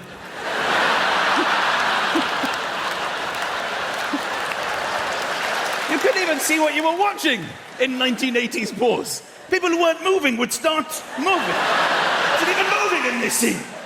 People in paintings would come to life. I'm in a painting! But then once you pause it, it's quite exciting because you can watch it back at like ×2 or ×6 or ×12 or ×30, which makes boring programmes quite entertaining. Like in the tennis, you can forward the changeovers. Watching Andy Murray eating a banana in ×12 is quite exciting. I watched Deal or No Deal in ×30. It really whizzes along. I watch all TV. I watch TV just to slag it off, to be honest. Dragon's Den winds me right up. I know you're rich, dragons. You don't need to bring your cash with you. They sit there with cash on their tables. I'm so tremendously wealthy, all my bank accounts are full. I've had to bring additional funds with me tonight. What about you, Theopathetus? Have you got money on your table? Oh, I'm completely loaded. I've thrown money up onto my table, that's every time. What about you two dragons? Oh, yes, you've got a lot of cash here. All right, bring in the first poor person. Let's see what they've got. They come in trembling. Hello, dragons. Please, can I have some cash for the ideas in my brain? I feel sick just looking at poor people. The state of her clothing. For that reason, I'm out. What about you, Theopathetus? Are you out? I will be out, but I'm going to humiliate the bitch for 15 minutes. Then I will declare that I too am out. I'd like to go in Dragon's Den with a shotgun. Just stand there, pointing it at each of them individually, till one of them goes, so what's your idea? Quite simple, put that cash in this bag, all right? You get no equity. I like some TV. I watch it till the bitter end, literally like the early hours of the morning, till the signing zone, the death zone. That's when you know it's probably time for bed, you know? When there's somebody in the corner signing. You feel a bit like, this isn't really for me. They almost look at you like, come on, you could have watched this in the day. It's probably bedtime for you. Deaf people have been asleep all day to stay up for this. Have some respect. I like it when there's no dialogue in the show and they watch TV with you.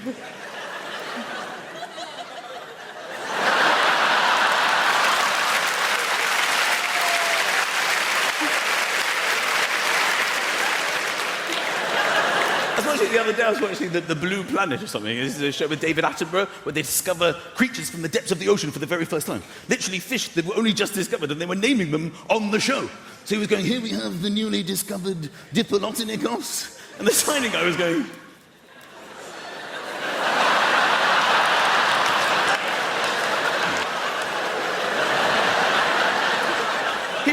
impersonating the fish. It was hilarious. The fish was swimming, he was just underneath going...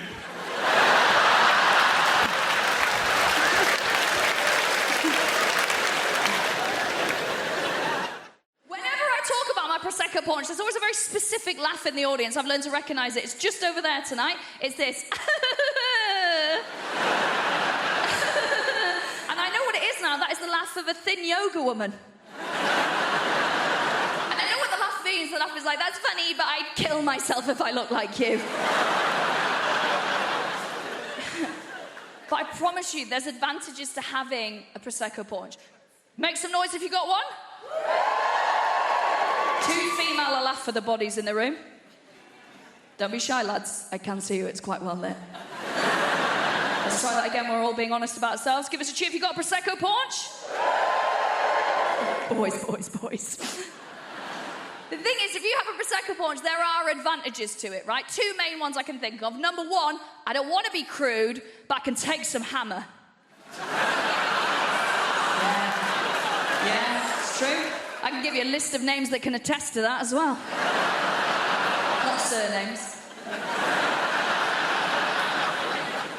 Now, the other thing is my Prosecco punch always gives me the greatest slice of joy, right? You know those 3 incredibly hot days we get that we pass off as the summer, right? I absolutely love those because that's when I get all my tanning done. I'm taking it very seriously. I go and get a chair from the kitchen. I go and put it slap bang in the middle of my garden, right? Because all the sun hits there. I've not got outdoor furniture. I'm not a Tory. So I pop it there. And then I get as naked as is legally possible. So I've got full spaniel's ears out. Smallest knickers I can find. You might be worrying about me now, because this is obviously filmed in London. I live in the countryside. I've not really got neighbours. I've got one lad who can see into my garden. He's depressed. He's not looking out his window for 3 weeks. We're fine, right? I also get very precious when I'm doing my tanning, right? Very precious. So what I'll do is I roll my knickers down as small as I can get them, because I'm like, I don't want tan lines, actually. I don't want tan lines. I've got a bush like a badger, but I don't want tan lines. It's got TV. I don't want tan lines. I'm not allowed near cows. So I lie there, drinking it in, and as I lie there, think to myself, you know what? I am going to get up, and I am going to go to the freezer, and I am going to treat myself to a 3rd Magnum of the day. Because I'm a special princess, and I do deserve it. Thank you. For all the people who are allowed ice cream up there in that one section. Lactose intolerant in the stalls. Closer to the toilets, it makes sense. So I'll decide I'm going to treat myself to that Magnum. And then I'll wait another 40 minutes till I can actually be asked to get up and get it. And then when I get up and get it, this is where my Prosecco punch really steps up. Because as I stand up, I will hear the sound of my own gunt peeling off the top of my own leg. Yeah. Don't go, Don't pretend you're not turned on. It's embarrassing. It's an incredible noise. It's like this. That's my mating call.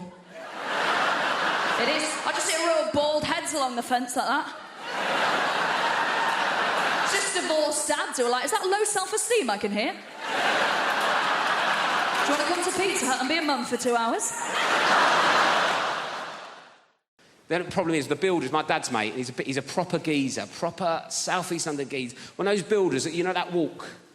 Just walks like that. His legs like he's got a pool table between his legs. And he walks like that, and also he's got those really thin jogging bottoms. You know, those like grey jogging bottoms that builders wear? I don't know where they get them from. They're so thin, and it just grabs onto anything that's there. It's just, I feel like I'm getting stared out by his knob and balls as he comes in. And sometimes it's weirder than him being naked. I don't know why. It feels more intrusive. He's like, hello, son, what we got here? I don't know. Everything's walking around like that. I reckon I could draw his knob and bollocks from memory better than mine. So he's coming like that, and I'm like, oh, God. I go, do you want a cup of tea? He goes, yeah, I'll have a cup of tea. I went, how many sugars? He went, 13. That's not a cup of tea anymore, it's a pudding. That's an angel delight of a tea bag, innit? 13 sugars, I had our mate sticking it in. It's about £3 worth of sugar. He's only come round for a quote, it's already cost me. I put 14 in to test him. Give it him. Went, it's a bit sweet, isn't it? You winding me up, you know me on 13, you greedy bastard. Oh, type 2 Terry's come round and it's a bit sweet for him, is it? When are you going to do this job? I want it done before your foot comes off, all right?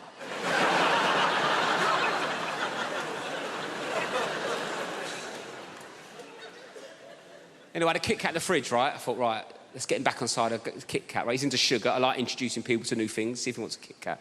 4-finger Kit Kat. Like, how would you eat a Kit Kat? 4 fingers? I've said that wrong, haven't I?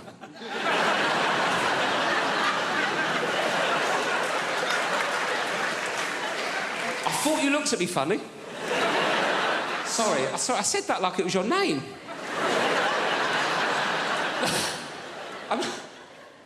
I meant to say... I don't know what I meant to say. I meant to how would you eat a 4-finger Kit Kat? But I went, how'd you eat a Kit Kat? 4 fingers.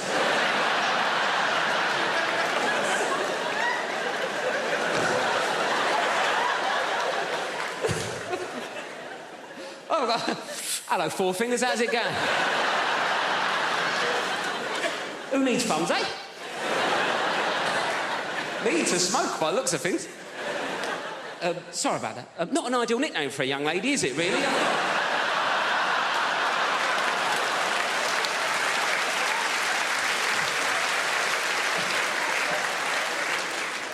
So what would you do? 1 finger at a time? Is that what you'd...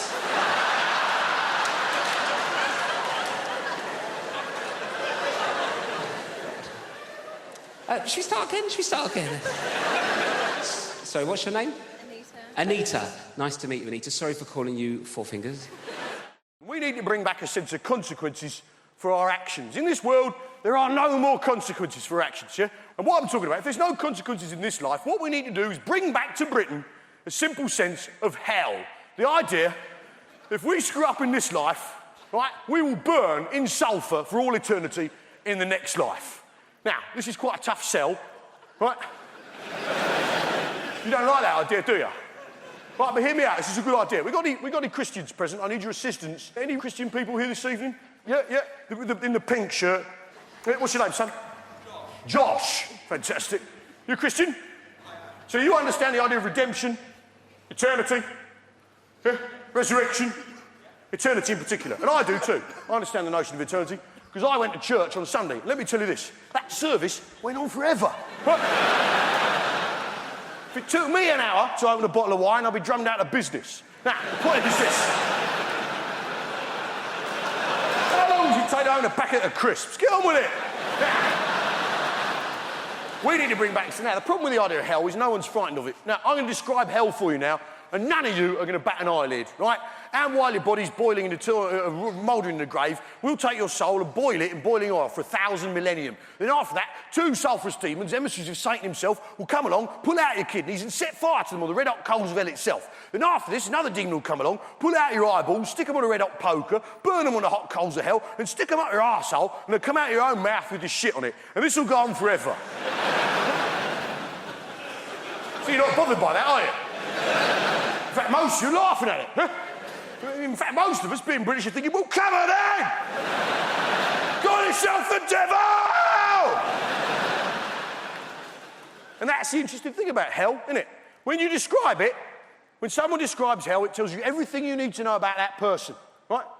And what he's like and what his people are like. And I describe hell then in a normal British accent, which tells you that we, the British, are stoic, tough people who could take absolutely bloody anything. Right? And that's the interesting thing about hell. It tells you about the people telling you about it. Hell, in a French accent, for instance, sounds like a recipe. And while the body is lying down and the worms inside the flesh, we take out the soul and place it in very hot oil for a long time. Then, once it is tender, 2 demons come together at once, remove the kidneys and place them on the hot coals with a little white wine vinegar, some sea salt, and some rosemary, and cook them till they're brown on the outside, but still pink in the middle. Then after this, we take the eyeballs, place them on the hot coals, cook them till they're crunchy on the outside, runny in the middle, on the hot poker, stick them up the arse, they come out the mouth with the shit on. It is delicious. Absolutely delicious. Hey, you see? Perverts! To buy bedding not so long ago. Has anybody done that? No! Where does bedding come from? You just accumulate bedding, don't you? All your bloody... Has anybody here tried to buy a duvet? Have you? How did you get on? Not too well. Did you come up against the old TOG rating system? It's like the Spanish Inquisition in there, isn't it? I went into Debenhams. I said, I'd like a duvet, please. She said, what TOG do you want? I said, what? She said, what TOG? I said, what? She said, what TOG? I said, what? I said, I can hear you. I just don't know what the hell you're talking about. What is a TOG? I went to school. We did metric. We did feet and inches. Nobody ever mentioned TOGs. What the bloody hell is a TOG? She said, it's the thickness of the duvet. I said, all right, I'll have 1,000,000. I was thinking of torches again, right? She said, you can have 8, 10.5, 12. I said, 0.5? 0.5 of a TOG? Now you're giving me 0.5. I don't know what a TOG is. How am I supposed to know if I want 0.5 of a TOG? She said, well, when are you going to be used it? I said, at night. Why do you think I'm going to be used it? It's a duvet, isn't it? When do people normally use duvets? It's like I only go to bed at Friday lunchtimes or in the ad breaks or when Jupiter aligns with Mars. It's a duvet. She said, but will you be using it 52 weeks of the year? I thought, no, I'm going to sell it to cash converters and buy it back every now and again. That seems to make a lot of sense. She said, if you're buying it at this time of year, get a 12.5. I said, what do you mean if? What do you mean if I'm buying it at this time of year? I'm here, aren't I? What other time of year can I be buying it? I said, you're here, I'm here. This is the sale. This isn't a dry run. This is Debenhams, not the Italian job. I'm not casing the bloody joint. Let's do it now.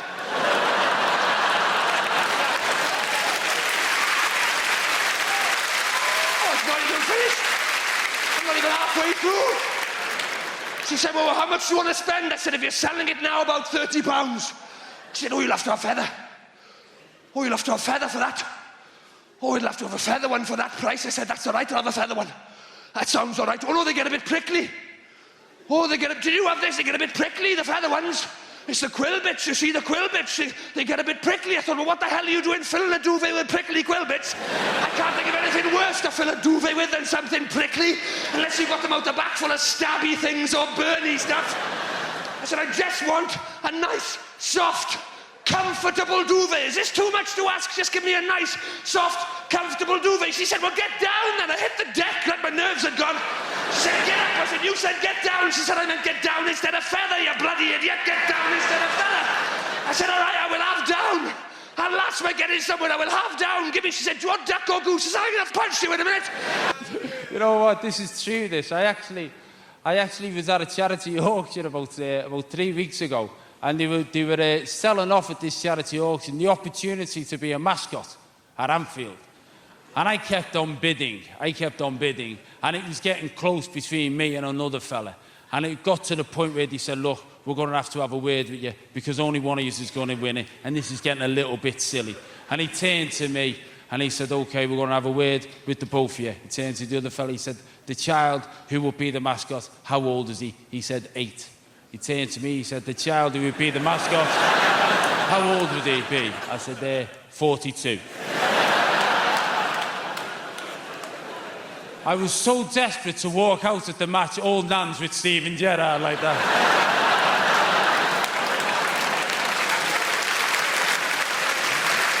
Because it's a dream. And it's a dream that never ends. It's a dream that never ends. That's what women don't understand. Women don't understand that men live in 2 worlds. We live in this world, the one that you see, and the other one, the one that's in our head. The one where everything's still possible. I would say now that there's men in this room still waiting to get bitten by a spider to find out you've got superpowers. That's what we're like. That's why when you go to football games, you always see fat, bald, middle-aged men wearing replica football kits. And you know the first time they put that shirt on, you know they looked in the mirror and thought, there's still a chance. And that's what we're like. I go to Anfield, there'll be 47,000 people there, 20,000 of them will be fat, bald, middle-aged men wearing replica football kits, waiting for that one day that Rafa Benitez walks out, looks around and goes, oh, we've only got 10 men. Hey, I tell you what, Fat Eddie looks like he'll do a job. And it's difficult because you pass that ambition on to your kids, and as I say, I've got 3 kids, and we'd all like them to be footballers, we would, and And 2 of my kids are really good footballers. I've got 3 boys, and 2 of them are really good footballers, and we're very proud of them. One of them's shit, to be honest with you. One of them, he couldn't kick a ball from here to there. He couldn't. I can't remember his name at the moment, but he's...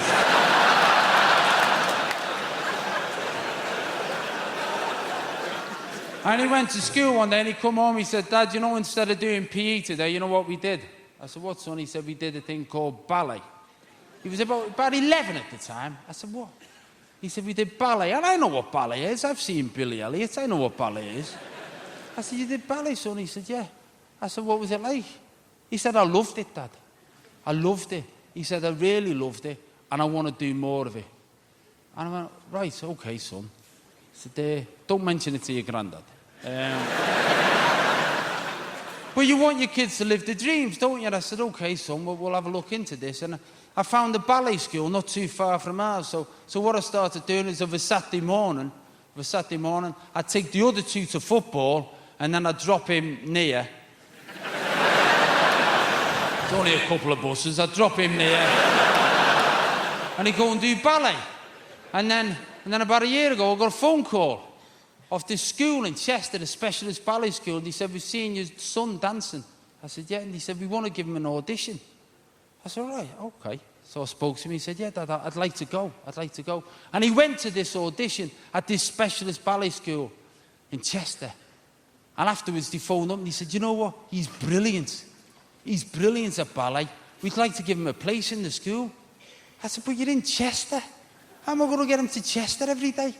He said, oh, no, this is a boarding school. If he comes here, he'll have to live here. I went, what? He said, he'd have to move here. And I said, I'm sure the other 2 can dance. I'm the sort of person who'll spend their wages like their winnings. You know what I mean? Get all excited. I just get so excited. First half of the month, I'm getting my nails done, champagne brunches, buying a second-hand jet ski I found online. But I forget about the second half of the month. We all do, don't we? And it's bleak, innit? Isn't it bleak? Just indoors, watching telly, eating beans, on a jet ski. It's... Embarrass myself, I do.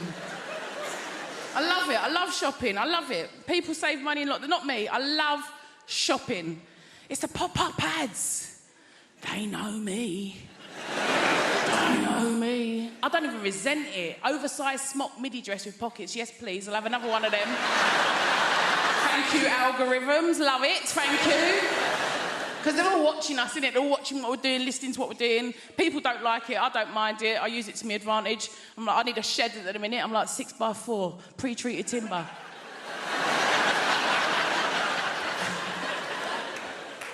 Works every time, but people get paranoid. Don't we right to get paranoid? Like my mum, paranoid.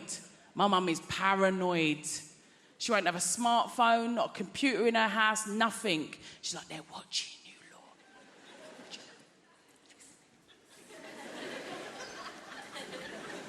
I said, it don't matter, does it, Mum? I said, it don't matter if you ain't got anything to hide. Do you know what my 73-year-old mother said to that? I have. I thought... Slow down, top girl. Say nothing. Nutter. She's right, of course she's right. You had to do what you had to do to get through lockdown, that's what I say. Do you know what I mean? People were stockpiling. I've got 3 kids. There was no such thing as stockpiling with 3 kids, let me tell you that. Every other day I was going out for more Jack Daniels. I don't know. It's got to be done, though, innit? I just know what it is. Now we've all got all our freedoms, I'm worried about myself because I feel like nothing's actually as fun as you think it's going to be. Maybe it's me. There's a lot of stuff I don't get, like Brighton and tapas. Maybe it is me. But I feel like other people are pretending to have fun. Do you know what I mean? Spa days. Do you like spa day? I don't think you do. Brunches? Girls, how have we signed up to 50 quid brunches? How has that become a thing, a standard? When did that happen? Not even birthdays. It's mad. I'd rather get drunk with my own scrambled eggs. Do you know what I mean? Holidays? You bothered about a holiday? No, I'm not. Again, I think you like the idea of a holiday. Do you know what I mean? I like looking for them, booking them, actually doing them. Hard work, I think. It's true though, isn't it? Do you know what? I think I would genuinely rather be hospitalised. Can you imagine? Food, drink, drugs brought straight to your bed. That costs hundreds in Ibiza, hundreds. I'd start clapping for the NHS again, I would. I love it. There's other younger people in the room, right? You know what I mean. You have only ever known a time in your life when you're trying not to get pregnant or trying not to get somebody else pregnant. And I don't want to blow my own trumpet, but on both accounts, I fucking smashed it. I think it comes down to skill set at the end of the day, doesn't it? People are just good at different things. Some people are good at the violin. Some people are good at parallel parking. I was very good at taking the pill. Every day, every day, every day. Honestly, I used to think I was so good at taking the pill, I deserved a reward. Arguably, there was a reward. It was the reward of not having to watch Peppa Pig or cleaning up another human's shit. Tell you what I don't understand, right, is women who are on the pill and forget to take it. Don't get that. Because don't get me wrong, I forget things. I forget my keys, my wallet, the fact I'm married. Sure! But forgetting to take something that can prevent you from creating a human that could one day say, turn the machines off, is what she would have wanted.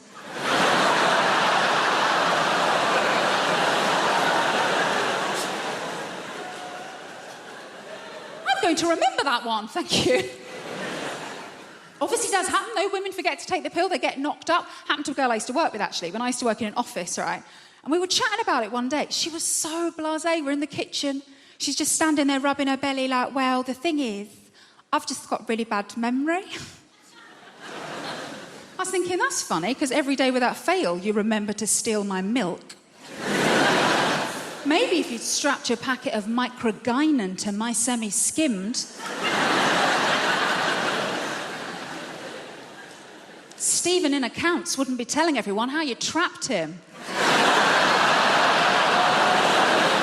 But I think the reason I was always very good at remembering to take the pill, because I've been on it for so long. I was on it since I was about 16. And the reason I started taking it was because I was going out with my first boyfriend, Kevin Sutherland. A boom, chicka, wow, wow. He was quite the catch. He had a Peugeot 106 and a tattoo of Bart Simpson, which I thought showed a great joie de vivre. And things were going very well between Kevin and I. We had matching bracelets from Argos, so you can tell how serious we were. And we'd agreed that we were going to do it for the first time, right? So I was like, right, I'll put myself on the pill because my first time is going to be really special. My first time is going to be just like in the movies. So the big day arrived, and Kevin, bless him, he made such an effort for everything to be really perfect. Like, he paid his little brother to leave the room.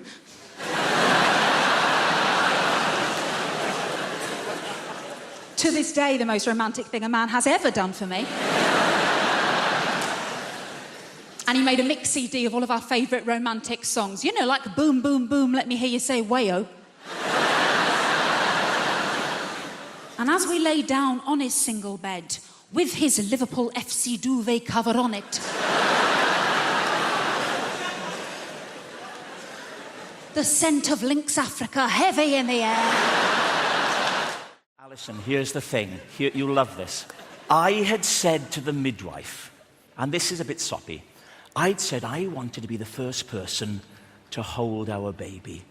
I wanted to be the first one to make flesh-on-flesh contact. I wanted to bond.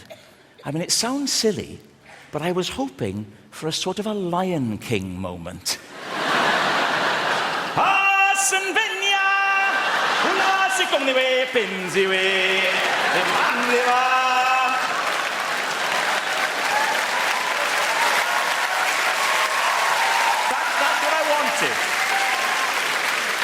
And if that had gone well, Hakuna Matata.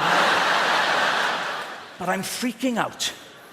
So the head hangs there for about 10, 12 minutes. Finally, the midwife says, it's almost here. It's time. If your wife gives one more push, he'll arrive. So my wife went, yeah. Baby went, I put the TV to mute. And I leapt across the front room. And I caught him. And I was the first person to make contact with our son, who was a little boy, out, and he was there in my hands, all warm and new. And it's one of the most overwhelming things you will ever do. And I tell you now, I was in pieces.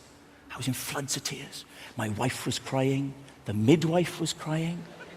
And your mind just becomes a mush. I mean, to this day, I can't explain why I did what I did next. It was so emotional. Maybe it's because I'm Welsh, I don't know. But I went...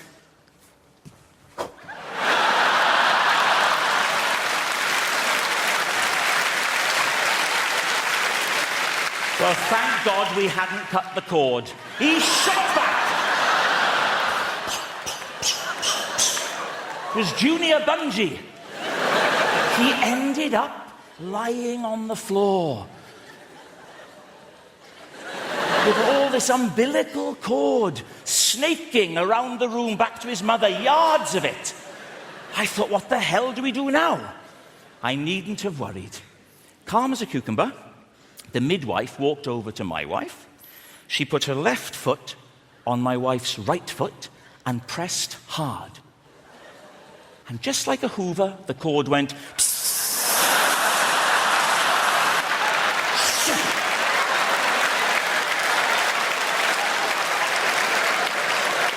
that's why we called him Henry.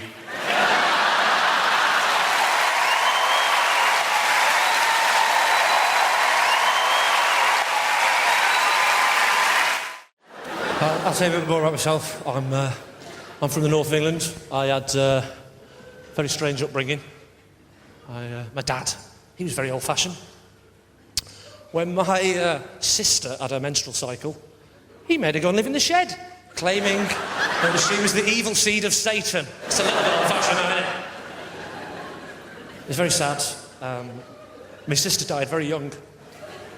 She drowned. But, you know, like my dad said, look on the bright side. If she'd have floated, it would have had to set fire to her anyway, so... She was, My nan was great, though. She was great, my nan. I remember the last thing she said to me just before she died. She said, "What are you doing in here with that hammer?"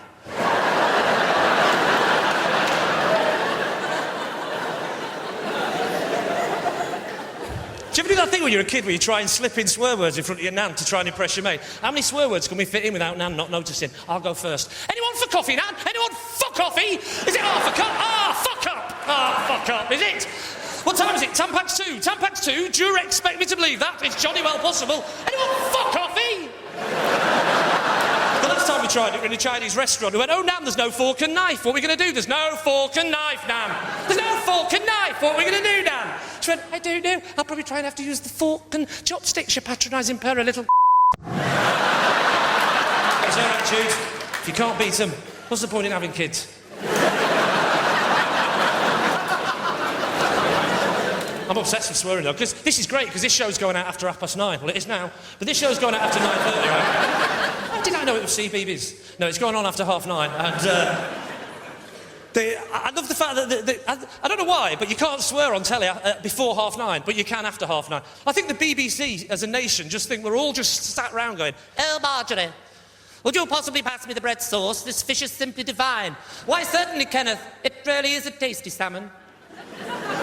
"Tell me, my darling, are you aware of the time?" "Why, allow me to check on my small pocket antique silver wristwatch, left for me by Grandpapa all of this years ago in his will." "Why, I believe it has just gone the hour of 9:30. Thank fuck for that! Let's get and shit on the Christmas tree, you dirty bitch! Like I say, I'm from Lancashire, and I haven't got a proper Lancashire accent anymore.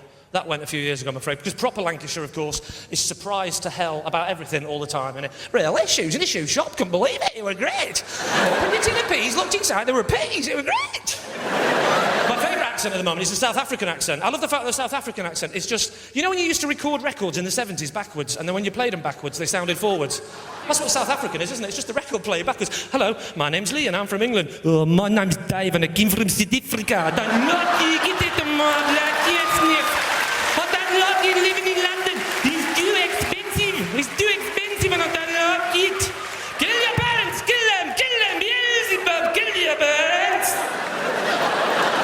Whereas the Australians, they just sound like a record that won't start properly. Where are you from, mate? Oh, I'm from Melbourne, mate. And how long have you lived there? Mate, 14 fucking years, mate. I fucking love it, mate.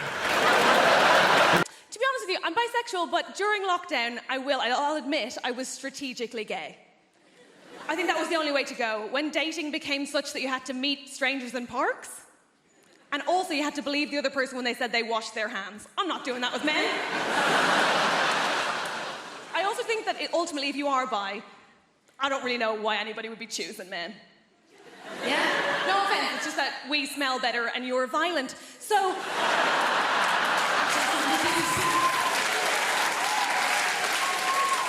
The men who don't laugh at that unnerve me most. Yeah, okay. Good lad, join in. Okay. There are good things about being broken up with. I think one of my favourite things is that I had to get my house sorted, so I got a bunch of DIY done. I think DIY is amazing. DIY, in particular, there's one silver lining, and that is that DIY reminded me of something I had long forgotten the point of, which is, of course, men. You're amazing, aren't you? Specifically, I'm a fan of a subgenre of men. They're called handymen. Do we know these guys? Oh my God, they're wizards. I love them. They do magic. I adore them. You're not sold. That's okay. I had one lad in one day, had a bunch of photos and art on the floor, left, came back, on the wall. Oh, I'm sorry, these guys are defying gravity and you're not impressed by that? Incredible. I'm obsessed with them. I love them. I also had one day where I had two men in, I know, very exciting, and I had a bookcase, right, that needed bolting to the wall. I said, can you bolt that to the wall? They said, yeah, of course we can. I said, cool. Just so you know, even if you bolt it to the wall, the floor is uneven, so it will wobble. They said, no, don't worry about that, sure, we'll just get some extra wood and pop it under it. What? I said, don't worry about that, sure, we'll just get some MDF and pop it under it. What is this witchcraft? Here's the thing, Apollo. They did. I was like, I will suck you both off. Obviously, I had to think about it afterwards because head was my first reaction, only my first reaction, I think a normal one. My second one was, of course, to wonder how I am a woman in her 30s who doesn't know how to do any DIY. And I think the obvious answer there is that men are keeping it a secret to remain relevant. And that's not on me, right? But I do know some women can do DIY. I date soft butches, I'm aware. But genuinely, I mainly know because a woman came to my house from British Gas, very modern, and she fixed my boiler, right? And after she was done, she said, okay, that's all done, all sorted. Just before it works, you will need to bleed the radiators. I said, what? She said, oh, for that to work, you're just going to need to bleed the radiators. I said, the butch one left. What are you saying? Sorry? Can't really hear you behind all of my hair. What's happening? She goes, do you want me to show you how to do that? I said, is that allowed? Women in the room, look at me. Come here to me now, focus, right? Did you know that that is just turning a key and waiting for liquid? It is basic hand job stuff, and no one will tell you.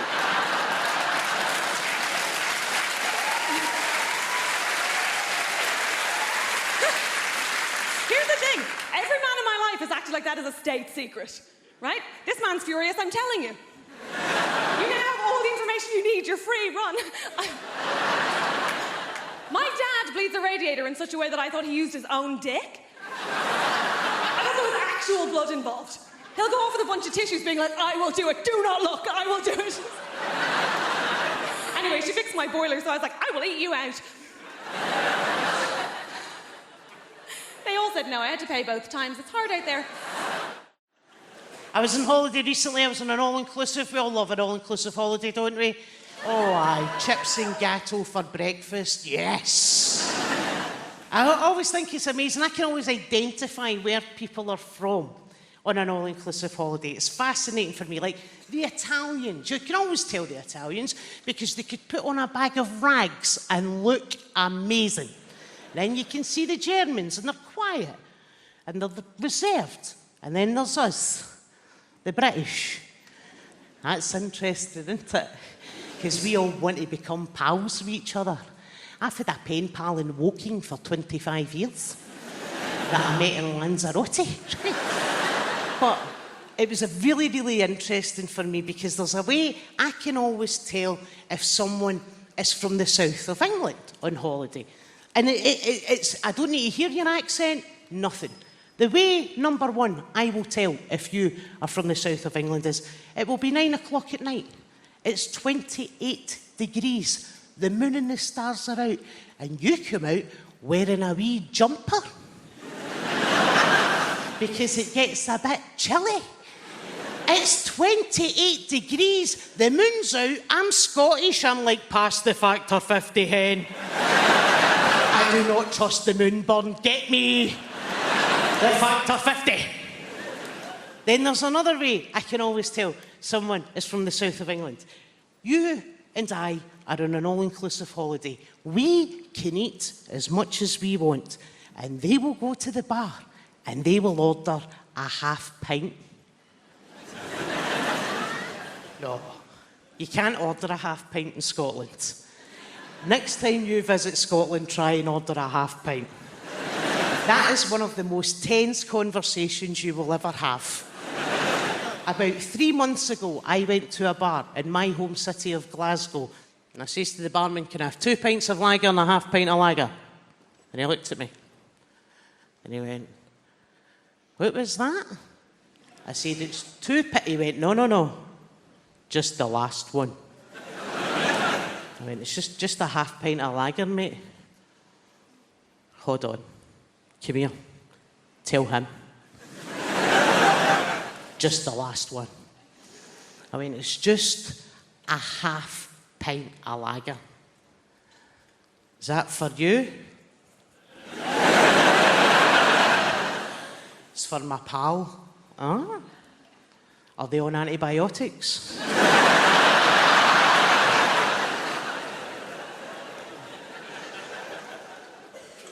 Are they pregnant? Would they like a colouring book and crayons with that? My girlfriend said to me, have you been having sex behind my back? I said, who the fucking hell do you think it was? And another thing, it wouldn't kill you to look round once in a while, check how I'm doing. Well, I'm Jimmy Carr, and we've got Alan Carr on the show later on. How about that?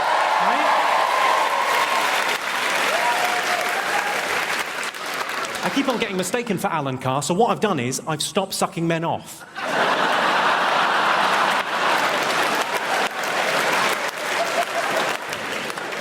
Don't get the wrong idea. You know, I'm a very gay-friendly act. I was asked last year to judge Mr. Gay UK. I said, no problem at all. He's against nature and against God, and he's going to hell. Right, who have we got in the audience this evening? We've got Nikki Hamilton-Jones is in. Hello. I've seen your show. Yours is the one where you get ladies naked and then they cry. We've all been there. For me, that's a very successful Friday night out. Have we got James Morrison? Is James Morrison in the house? Where's he? Can't believe it. Hello, James. How are you? An amazing musician, especially if you find James Blunt a bit rocky.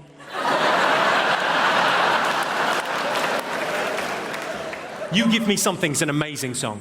You Give Me Something is my favourite song ever about chlamydia. My favourite. I love it. Dean Macy's here. Where's Dean Macy? Dean Macy? You're our hope for Beijing, aren't you, in the decathlon? I love the decathlon. You know, it's where you do 10 different things, isn't it? Sort of jack of all trades, master of none. If you don't mind me saying. The 2012 Olympics is going to cost £8 billion, which is, you know, a lot of money. It's probably going to bankrupt London, but you can't put a price on 2 bronze medals in cycling.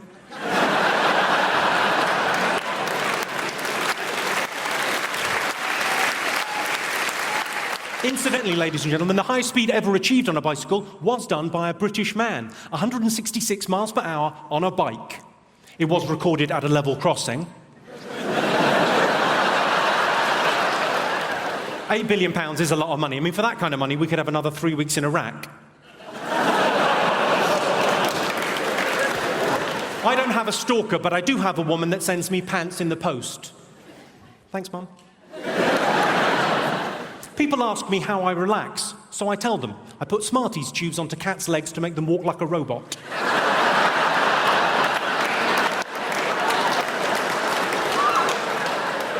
If I'm really stressed, I make them go down the stairs.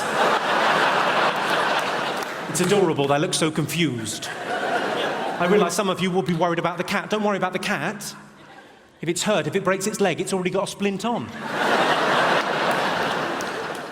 I should warn you, don't kick off this evening. I'm middle class, but I'm hard. Al dente, you might say. If you got the al dente reference, you're middle class too. Well done. I've got quite a posh voice, though. Would you agree with that, Hammersmith? It's quite a posh voice, but we've all got a phone voice. Mine's quite breathy.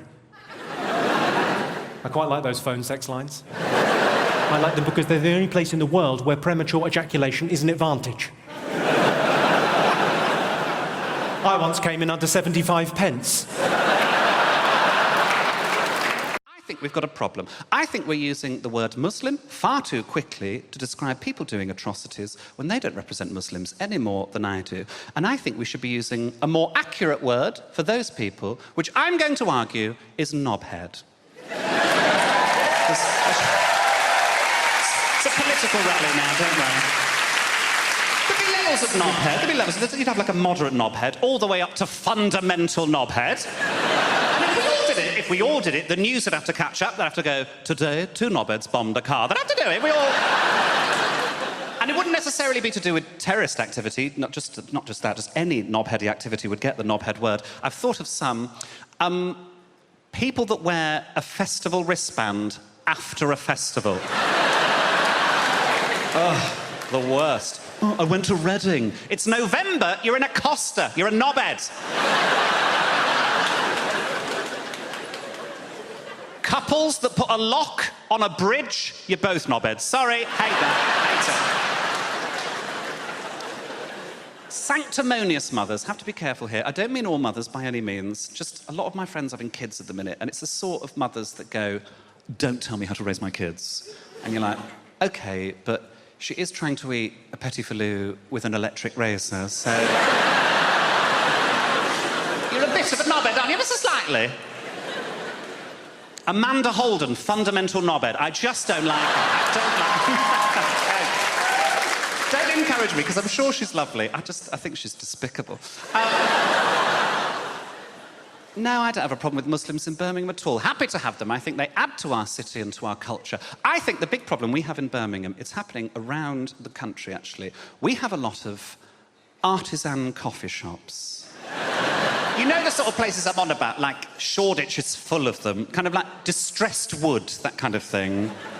And they serve flat whites, and they'll say things like, we support local artists. And you know that because the art on the wall is shit. Dozens of Birmingham, they're all shit.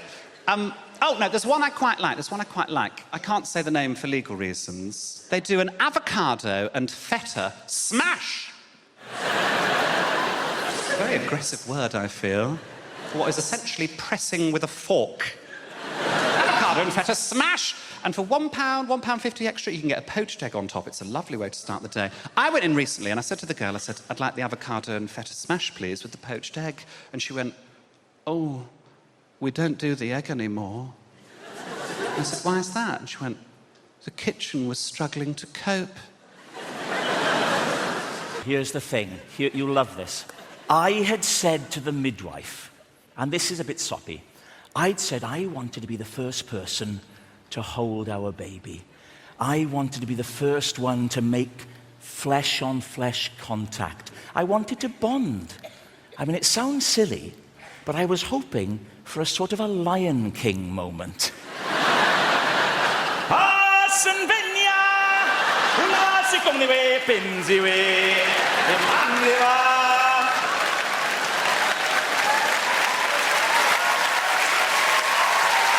That's what I wanted. And if that had gone well, Hakuna Matata. But I'm freaking out. So the head hangs there for about 10, 12 minutes. Finally, the midwife says, it's almost here. It's time. If your wife gives one more push, he'll arrive. So my wife went, yeah. Baby went, I put the TV to mute. And I leapt across the front room. And I caught him.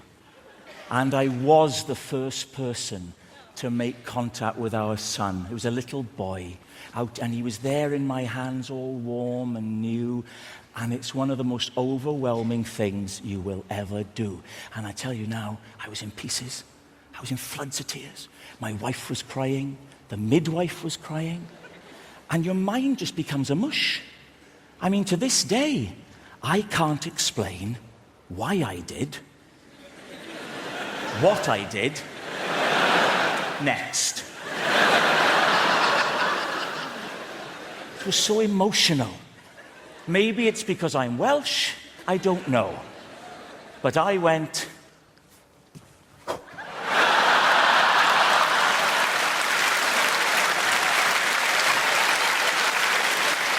Well, thank God we hadn't cut the cord. He shot back.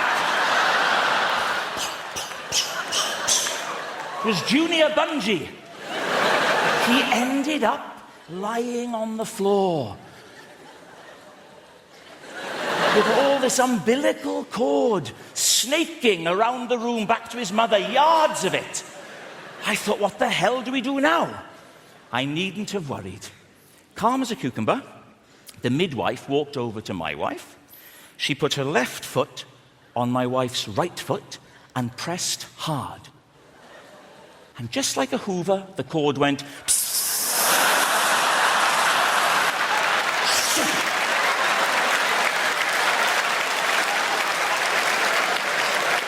that's why we called him Henry.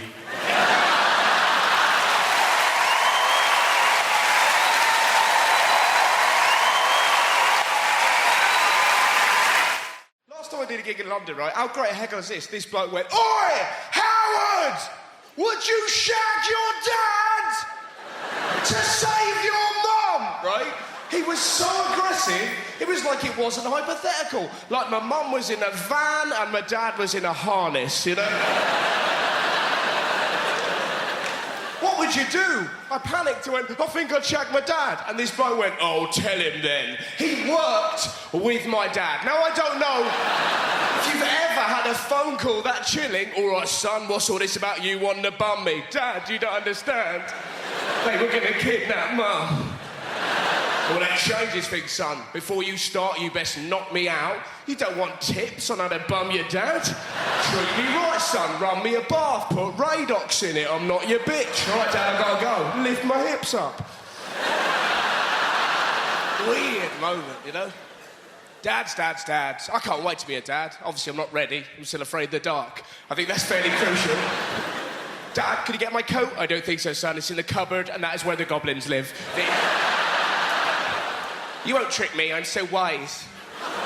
Such a child, you know? So, you know that feeling when you're near a wardrobe, there's always part of you going, come on, this time, Narnia. It never happens, but... I bet that's an hour of fun at MFI, just no. I'll give anyone in this room 200 quid if they go to IKEA tomorrow dressed as a lion and hide in a cupboard. That's...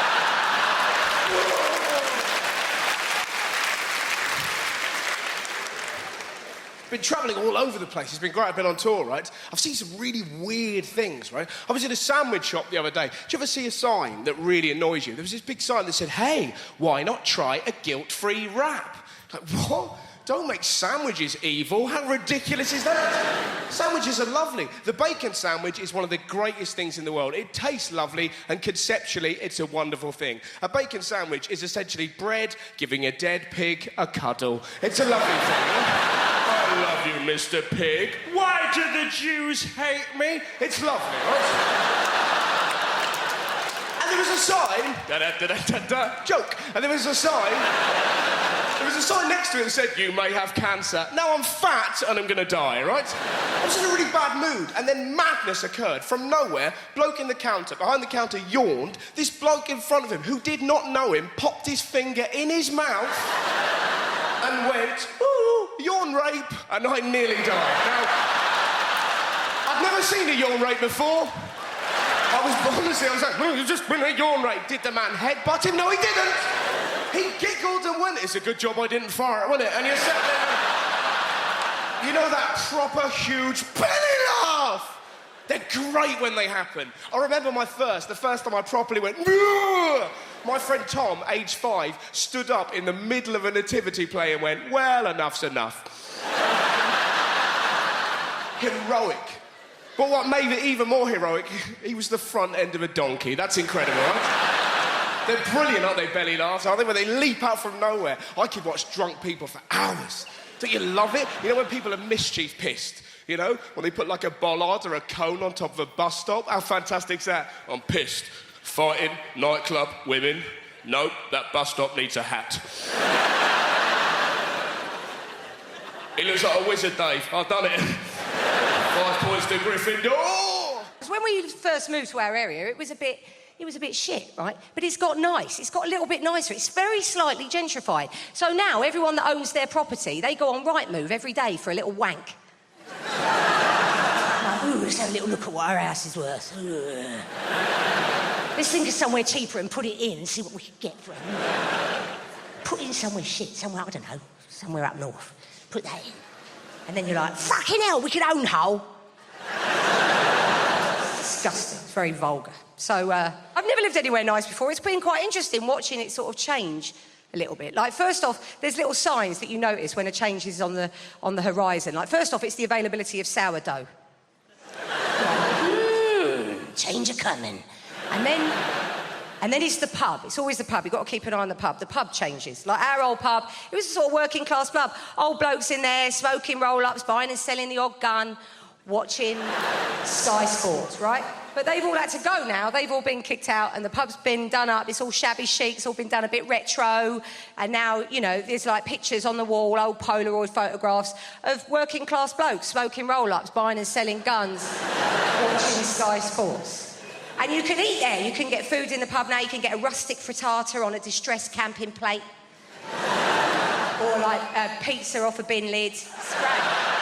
Tapas off a plank. Because gentrified people like to eat food from bits of shit in the shed, bits of crap that's sticking around in a garage. I've had soup out of a bedpan. Nice. I like it. You have to get a tetanus after you've had a meal, but it's nice. And parenting at Christmas time, I worry about my parenting. I don't know if I'm that good at it. I get into rows. I row with my kids. You shouldn't row with kids, should you? It's really frowned at. I said to my friend, I row with my kids. And she said, what do you mean you row with them? You mean you, like, tell them off? I said, no, because that would suggest status, wouldn't it? That would imply I've got some power in our relationship. But I don't seem to have any power. We're in the supermarket recently, getting all the shopping in. I'm quite harassed. I've got other things I need to be doing. One of them's like, no, we don't like pasta shells. We only like pasta bows. I'm like, it's the same. It's the same thing. All of the pastas are the same. The pipes and the bows and the shells and the twists. What are you looking at? I said, you don't give a toss about shape when it's chocolate, do you? No, it's not good. No, because there's no glory in winning a row with a child. Like, if you win a row with your mate, you then tell your other mate, don't you? And then you're like, and then I said, right? And then I said, you don't give a shit about shape when it's chocolate, do ya? And I said it to her face. It's like, oh, well done with your 6-year-old kid. Well done, Kel. And my son loves to play Snap. He loves to play dinosaur snap. And he hates to lose, because kids do, don't they? Kids hate losing games. You won't meet a kid that loses a game that's like, no, it's fine, best of 5, let's just go again. So I have to let him win, because I'm his mum and I love him in a sort of oppressive, cloying way. So I have to let him win. He'll lose at things later in life when I can't control that for him. But for this game of Snap, I can let him win, can't I? But it turns out that my reflexes aren't as sentimental as me. So a diplodocus goes down, and then another diplodocus, and before I quite know what's happening, I'm like, snap, snap, ha! I'm from Glasgow. If I had to explain Glasgow to you, you can't just be dour, negative bastards up there. John Logie Baird invented the TV, and when people came up to congratulate him, he went, aye, but there's fuck all on.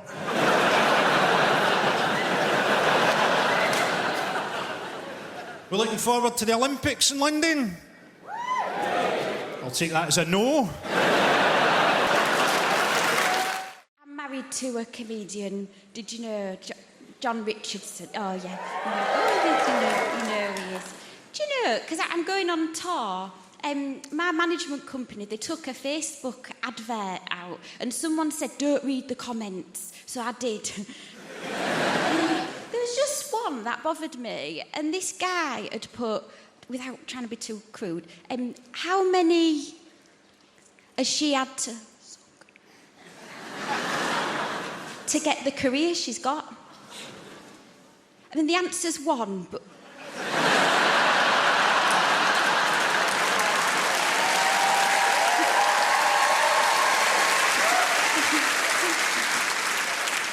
It's weird to applause that, isn't it?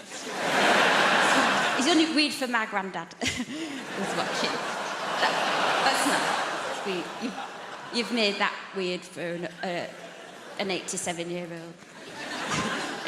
Anyway, but the thing, because I don't know if you've noticed, but I've started to do a bit of telly now, and I'm in this weird stage where I'm getting recognised, but I'm not used to it yet.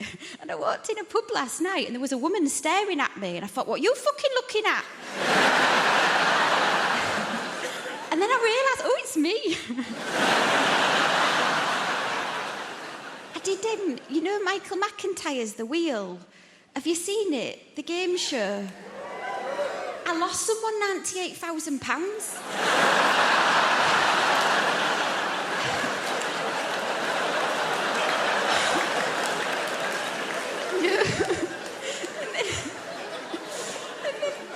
If you've seen the show, you know they go back down in the ground.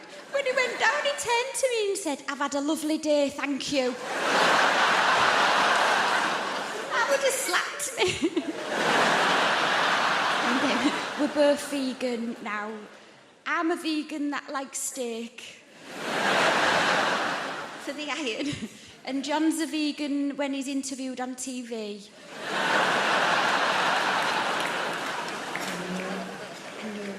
It's a weird life for him, though, you know. I've seen it through his eyes. The situations we're getting... Because he's been on TV 10 years. We went and did this gig, you know, in a school. And then we parked up, and he turned to me and he said, I've got to go. And I was like, oh, all right then, just wait till you get in. He was like, I've got to go now. And he didn't let me get out. He got on the back seat, and luckily we had a bucket because we've been to Seaside. We've got blacked out windows. And I got out, and there was 2 of his fans waiting for him. And they said, we've come all the way from Rotherham to see John. They said, where is he? I said, he's shitting in a bucket in the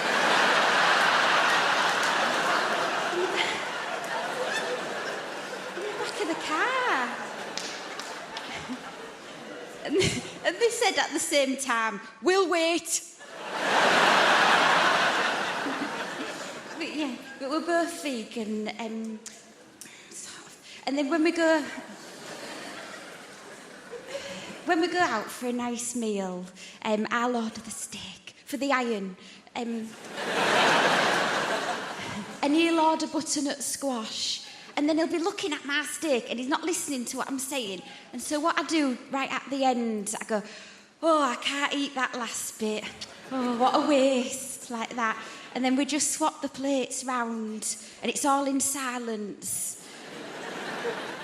and he eats this bit of steak, and the look on his face after he's eaten it is like, you know those Facebook adverts that go viral of the deaf baby when it gets a hearing aid?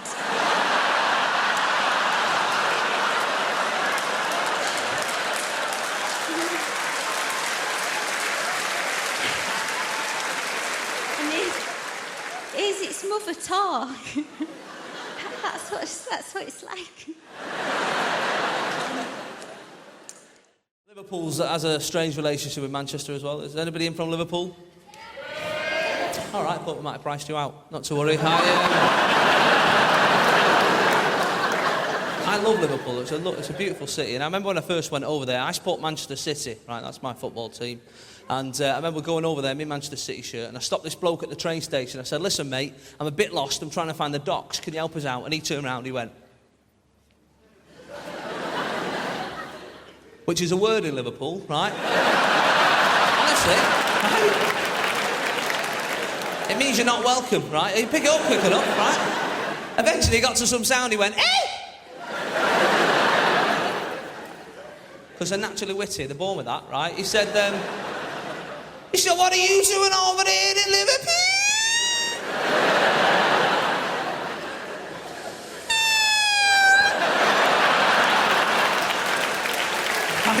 I love him. I do.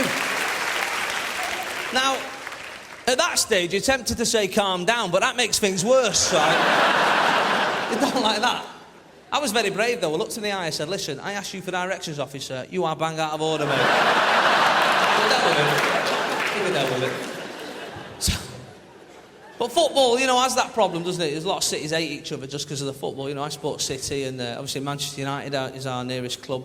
And we've got any United fans in? Of course we have. We're in Hammersmith. There's always a United fan. Every gig I do, there's a United fan. They're like rats. You're only ever 3 metres away from one of the bastards. Everywhere you go. Everywhere you go is the red. I love football, but I'm getting to this stage where I'm starting to dislike footballers. I don't know if anyone else has this problem, right? But these like multi-millionaires running around the pitch, you know, every 5 minutes. I've hurt myself. There was a bloke a few weeks back, he missed 3 Premiership games with a dead leg, right? Now, that's not an injury, is it, a dead leg, right? When I was a kid, I had 3 dead legs in one day once, right? And that was for free. I still have to do PE and walk home. That's not an injury, mate. My granddad's favourite footballer was a German goalkeeper called Bert Trautmann, right? Now, in the 1956 FA Cup final, does anyone know what happened to old Bert? He broke his neck. Look at you, like the quiz team. Bang, straight in, no messing about. He broke his neck and carried on playing, right? That's how hard they were in the 50s. The metatarsal, not even invented in 1956. He just got up, carried on diving about with a wobbly head, right? Not bothered. Not bothered. Not these days. It's the fans keep shouting nasty things at us.